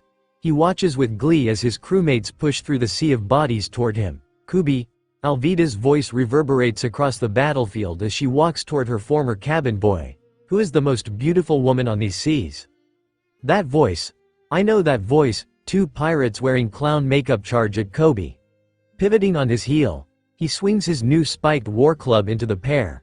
It hits with a satisfying crunch, sending flecks of blood into the air as the pair drop to the ground. Alvida? Smirking, the woman continues toward the young man, stopping just out of range. Glad somebody recognizes me. She sounds like Alvida, but, swallowing, Kobe aims his club at his former captain. Why do you look so different? Different? Alvida gasps in feigned shock. Whatever do you mean? When I ate the soup no am I. My freckles went away. Is that what you are referring to? She tightly grips the handle of her club and swings it over her shoulder. If not that, then I simply cannot imagine what you see different about me. A devil fruit, that explains why she's so skinny. As memories of his abuse at her hands flood his mind, Kobe begins charging toward Alvida and swings his club at her stomach. Enough of this. As the club reaches her body, instead of the anticipated resistance, Kobe feels his club glide harmlessly across her skin. The momentum of his attack carries him as he spins along with the club in a circle before finally coming to rest again facing Alvida. What? Why didn't that land? Alvida laughs as she lifts her club from her shoulders. Kyahahahaha, my turn. A crewmate tribesman swings his handmade glaive at Rika. She quickly reacts by ducking under the weapon before launching to her feet and stabbing the man in the side. Hiya. Take that. As the tribesman falls to the ground, she looks up at the execution platform. From his position behind Luffy, Kabaji has been watching Rika in fascination. The girl has some skill. A grin crawls across his lips as he pulls a padlock from his belt and attaches it to the pillory, locking Luffy in place. Walking to the edge of the platform, he leaps off the side. He lands gracefully and extracts his recently patched unicycle, placing it between his legs. Rika watches the swordsman rocketing toward her. Oh no, not this guy again. She dodges to the side as a pair of pirates dressed in clown makeup leap at her. Spinning toward the attackers, she slashes across her body, slicing through both of their stomachs, causing them both to drop to the ground in pain. She shifts her focus back to the oncoming swordsman in time to duck under his sword as he attempts to decapitate her. Time to test how much I've grown. Stay still. This will all be over soon, Kabaji shouts as he spins toward the young girl and again charges toward her, a dangerous look in his eyes. Well, I missed the clown, but at least, an arrow flies through the air, landing in the wall behind Piaman. Eyes wide, he looks toward the shooter and sees a large member of the Kumate tribe wearing a more intricate headdress than the others, holding a bow and notching another arrow. Luffy's not dead. Geez, that was close. Pulling out an arrow of his own, he digs through his pocket. Come on. I know you're in here somewhere. His fingers brush against a round arrowhead. Bingo. Pulling it out, he quickly screws it onto the arrow as the tribesman fires at him, missing on the other side. Notching his arrow, Piaman pulls back the string behind his ear. Focus and aim. Itch powder. He releases the arrow, which flies through the sky and lands in front of the tribesman. The tip explodes as a cloud of white powder covers the man. Bingo. The tribesman drops his bow and scratches at his body as the itching powder irritates his skin. While his opponent is distracted, Piaman straps the bow onto his back and begins charging toward the man. He reaches for the wooden dagger hanging from his belt. A group of 4 men surround Jin, each brandishing a sword aimed at his chest as the master-at-arms casually grips the handle of his morning star. The man before him shouts, "We are the acrobatic Fuas." Another shouts from behind, "Give up now if you want to live." From his right, "We will cut you down." From his left, "Before you can blink." Seriously? Are they blind? Jin's eyes flick down to the men lying unconscious at his feet. 6 of those tribesmen and another 5 of the clown pirates so far. What makes these guys think they will fare any better? Bringing his weapon over his shoulder, he says calmly, "The 4 of you against 1 of me doesn't seem very fair, but..." He grins as he transfers the morning star from his right hand to his left. "I'll give myself a handicap to make it fair." "You cocky bastard," shouts the man on his left, who charges Jin, swinging his blade. Pivoting on his heel, Jin spins counterclockwise to face the man. He swings his morning star, knocking the blade free from his assailant's hand before twisting clockwise and slamming his weapon across the clown pirate's head, knocking him to the ground. Jin steps to the side where his opponent had previously stood and turns to face the others. His eyes narrow and he snarls, "Who's next?" Dropping to the ground, Sanji turns his back on the clown pirate, who lands with a thud behind him. "Well, that makes 10 of you weirdos." Fishing a cigarette from his pocket, he places it between his lips. "I'm not sure why you thought it was a good idea to take us on with such weaklings in your crew, but here we are." Flicking a lighter, he presses it against his cigarette, igniting the tip. The captain probably could have taken this whole crew himself if he wasn't stuck up on that platform. What a joke. "Hey, you," shouts a pale bald man who towers over the other pirates as he lumbers toward the chef. "Are y'all looking for a fight?" He is accompanied by a pair of equally tall, dark-skinned men. One with dark hair parted to either side and the other with red hair wearing a checker print bandana. "Oh cool. Big ones. I wonder how much louder they'll be when they hit the ground." Taking a long drag from his cigarette, he removes it from his lips and blows a cloud toward the large pirates. "Sure. Do you idiots think you're up to the challenge?" He smirks, placing the cigarette back in his mouth and slides his hands into his pockets. Extending his right foot, he draws a line in the sand. "Let's make this interesting. If you can cross this line, I'll let you each take 3 free shots on me." The trio stop and exchange confused glances before shrugging and charging toward the chef. Blades whirling, Hatchin deflects each blow as the trio of buggy pirates who had targeted him from the outset of the battle pushes him backward toward a row of Kumate tribe pelting his backside with arrows. 24 arrows are already embedded into his back, and as each new arrow lands, his movements drag slightly more. "I could use some help here, guys." An arrow connects with his left leg, and due to how close he is to the shooter, it slides through his skin and muscle before protruding from just above his knee. Gah! Dropping to the ground, he drops one of his swords and clutches at the wound as the trio of swordsmen continue their relentless attack. Just as hope seems lost, 2 familiar voices call out, For fish bro. He hears steel hitting leather and the thud of bodies dropping to the floor as Johnny and Yosaku launch their counterattack. Thank you. A tear runs down Hachin's cheek as he musters the strength to stand up. Scooping his sword from the ground, he redoubles his assault on the pirates. Take this. Do you think fish bro knows he's full of arrows? Asks Yosaku as he watches Hachin pushing back the now fearful tightrope walking Funan bros. Johnny shrugs his shoulders. Who knows? Fishmen are weird. One of the Kumate tribesmen attempts to shuffle away and he casually stabs his sword into the man's leg, halting his progress and out in pain. So what was that? 10 of these native guys each so far. Yosaku counts on his fingers before nodding. Yep, sounds right to me. Sweet. Johnny grins. Let's go find some more. Mr. 12 sighs. You thinking what I'm thinking, Miss Saturday? That our plan to let these crews beat each other up and then swoop in to pick up the bounties won't work if the Straw Hat Pirates beat the Buggy Pirates into paste, replies Miss Saturday. Precisely. It's time we get involved. Mr. 12 snaps his fingers as the millions around him and Miss Saturday charge into the fray, joining the Buggy Pirates in combat against the Straw Hats. I told you these idiots were up to no good, growls Zoro as he rises to his feet and turns to face the pair. Isn't that right? You sure did, Zoro.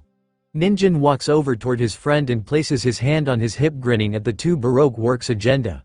This why you asked me to hang back from the fight? Sure is. I'll take the one on the left if you can handle the one on the right.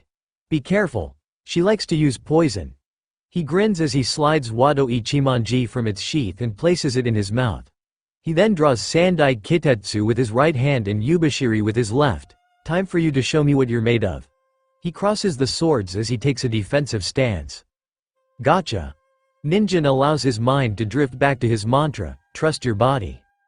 Warmth flows through him as he feels his limbs relax. Trust your body. The warmth creeps up his chest before flowing into his head, which begins to spin. A goofy grin replaces his usual serious expression and the boy loudly hiccups. This is. He stumbles slightly to the side and hiccups again. Is the right way to do. His eyes cross and uncross as the pair seem to spread apart and return together, to do this. Is he drunk? Miss Saturday asks no one in particular as she stares perplexed at the young boy. This isn't okay, you can just get a kid drunk. No, drunk, calls out Ninjin before letting out a loud burp. He begins shuffling toward the woman. Ha ha ha ha. Damn it, this isn't fair, shouts Luffy from the execution platform as he balls up his fists. Why do they get to have all the fun?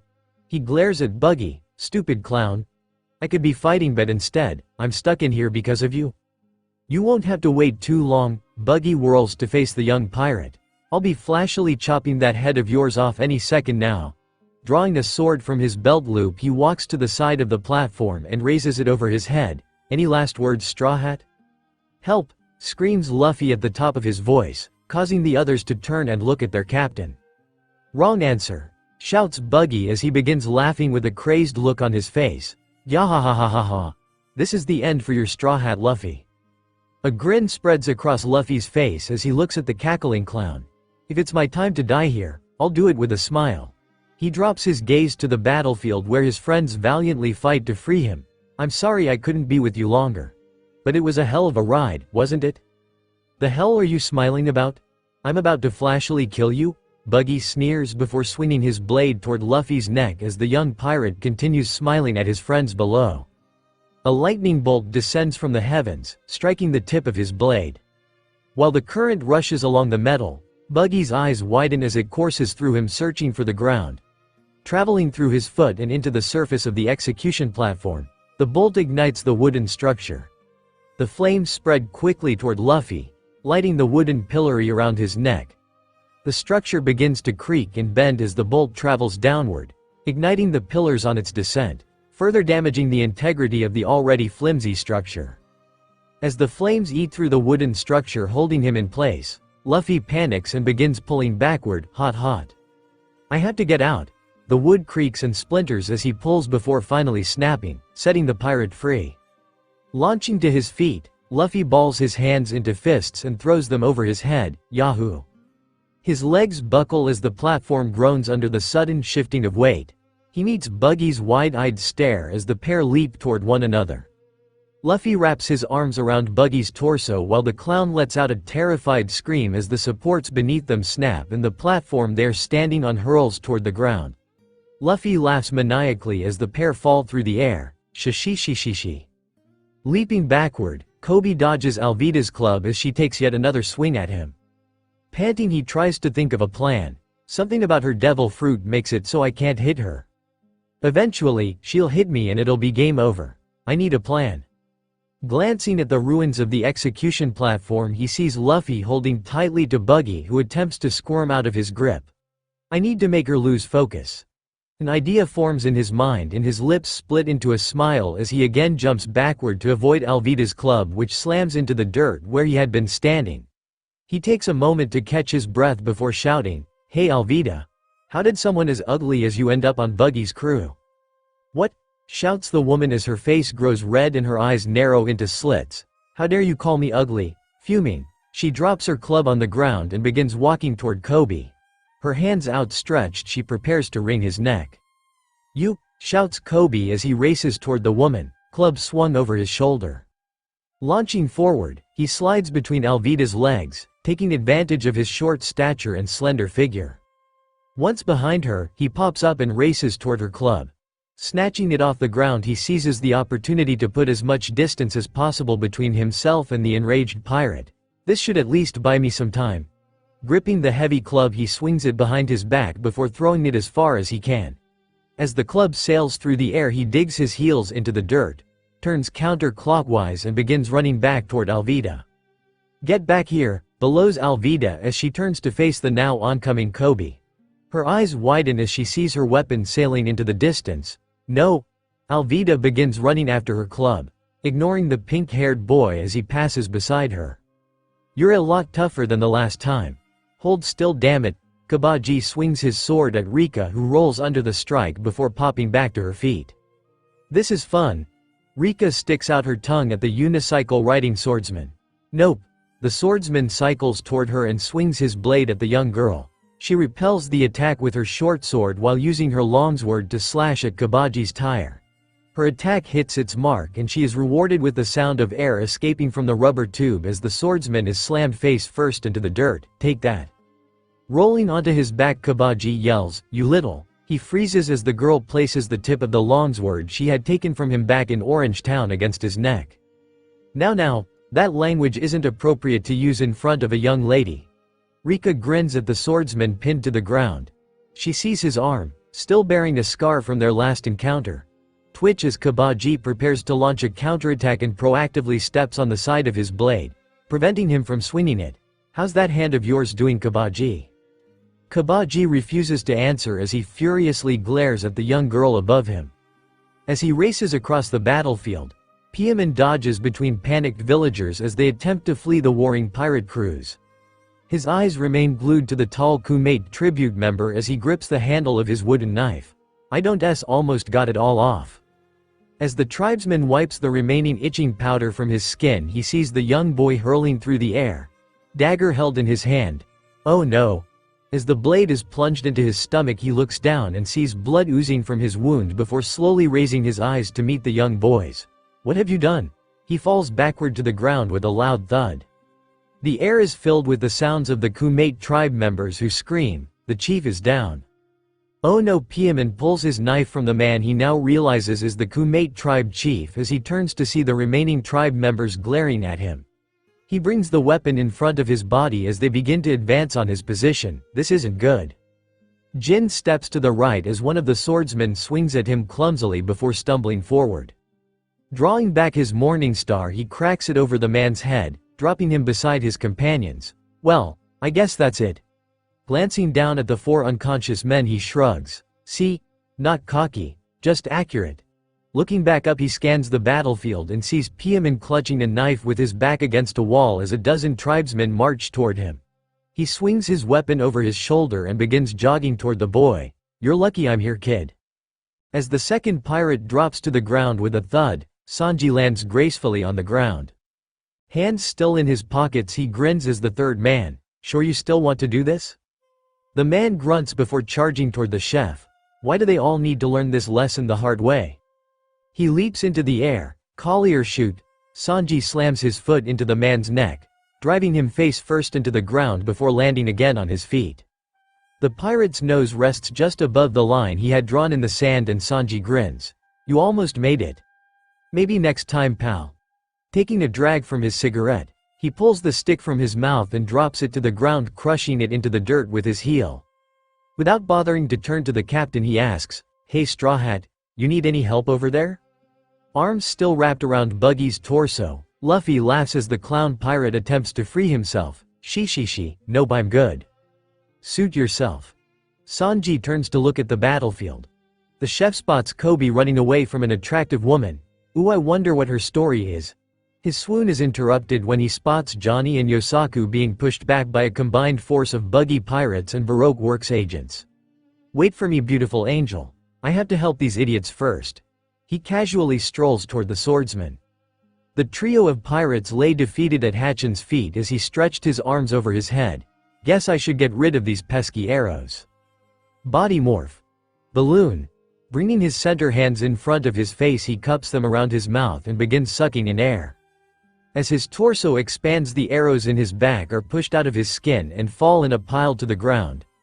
Air travels out into his limbs, filling his arms and legs as he continues to suck through the tube made by his hands. The arrow lodged in his leg splits in half, with the tip falling in front of him and the rest exiting the back, adding to the pile of arrows at his feet. I think that's all of them. Satisfied that he has removed all of the offending projectiles, he closes his mouth and allows his arms to float to either side. Here comes the tricky part. He opens his mouth a crack, letting out a thin stream of air. FFFFFFFFFFTHHHHHHHH.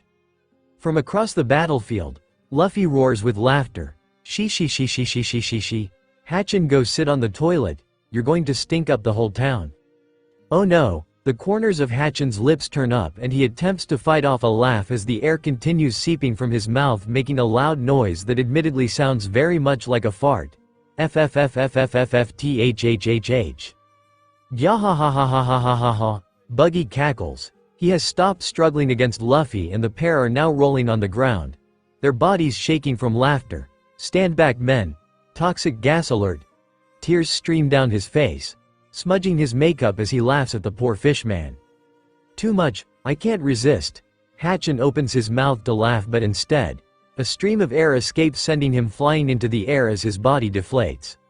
He soars high above the battlefield until all of the air has left his body. Gravity finally catches up with him and he begins to descend. Not good. Think light thoughts. Arms splayed wide, he waves them wildly as he falls to the ground. He lands hard on two unsuspecting crewmate tribesmen who crumple under his weight. As Mr. 12 desperately swings his whip at Zoro, the swordsman casually deflects each attack. So far so good. These blades feel amazing. Zoro dodges to his right as the whip cracks beside him and sprints toward the Baroque Works agent. Warm-up is over. Time these swords to sing. Angling the tips of his swords at Mr. 12, he charges forward, yelling, "3 sword style. Bull needles." Eyes growing wide with fear, Mr. 12 sees the illusion of a bull as Zoro charges towards him. He attempts to stop the swordsman. Wait. Even if he had intended to listen, the man's request came too late as Zoro reaches his opponent and stabs him with the blades. Pulling back his hands, he repeatedly rams them into the sides of Mr. 12's chest before delivering a powerful headbutt to the man, knocking him to the ground.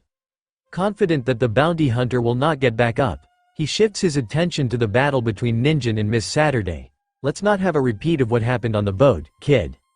Body lurching from side to side, Ninjin narrowly dodges each attack by the increasingly irritated Miss Saturday. Just stand still, damn it.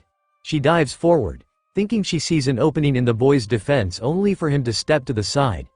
Taking hold of her outstretched arm, Ninjin pulls her forward, working with her momentum to yank her off her feet before slamming her head first into the dirt. Serves, he hiccups, serves you right for being. His words trail off as he almost stumbles over her body before catching and righting himself. Being a meanie to Kobe. The woman, slightly dazed, attempts to push herself to her feet as Ninjin again almost trips over her body and manages to kick the back of her head, slamming her face into the dirt and knocking her out. Turning toward Zoro, he begins stumbling toward the swordsman. A red haze settles into his vision. Can't stop. Zoro, help. Oh shit, here we go again. Leveling his swords at the boy, Zoro notices a pair of millions approaching out of the corner of his eye. Damn it. I can't afford to deal with this right. Wait. Shifting his focus to the bounty hunters, Zoro sprints at them and slides at the last minute between the pair. Placing his fingers in his mouth, he whistles loudly, "This way, carrot." Hearing Zoro's voice, Ninjin's head rolls to the side and his body stumbles after the swordsman. A pair of strange-looking men approach him with their weapons drawn and take a swing at his midsection and head. The boy rolls out of the way before slamming his fist into one's stomach.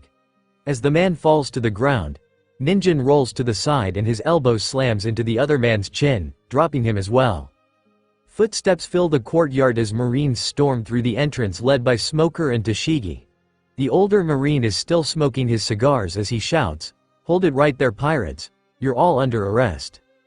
Buggy and Luffy stare at one another, eyes wide before shouting in unison, "Run for it." They charge toward the exit together, neither bothering to check on the status of their crew. Faced with the threat of the Marines, alliances shift in the blink of an eye. Zoro grabs Ninjin's shirt and drags the boy after him as they bring up the rear, barely staying ahead of the Marines. Rika removes her foot. FRND helps the swordsman to his feet before the pair runs together toward the hole in the wall. Alvida abandons her chase of Kobe and collects a handful of fallen pirates before the pair dart for the exit. Hatchin grabs hold of the two unconscious tribesmen he had fallen on and holds them in his arms as he rushes across the battlefield. Johnny, Sanji and Yosaku each throw an unconscious buggy pirate on their backs as they race away from the oncoming marine horde. Jin yanks the crewmate chief to his feet and places his arm behind the man's back as he and Pieman flee the battle, followed by the remaining crewmate tribesmen. As Marines file through the main entrance, more reveal themselves on the rooftops around the courtyard and aim their rifles at the retreating pirates. Smoker yells from his position at the gate, "It's useless to run. I've got 400 Marines here with me and another 600 back at our headquarters. Give up now." Those not involved in the conflict cower in fear as they wait for the Marines to take charge of the situation. A blond man wearing a top hat with goggles strapped to it joins the retreating pirates as they head toward the dock. Unlike the others who are clearly in a state of panic, this strange man appears calm as he sprints through the gap in the wall and into the city.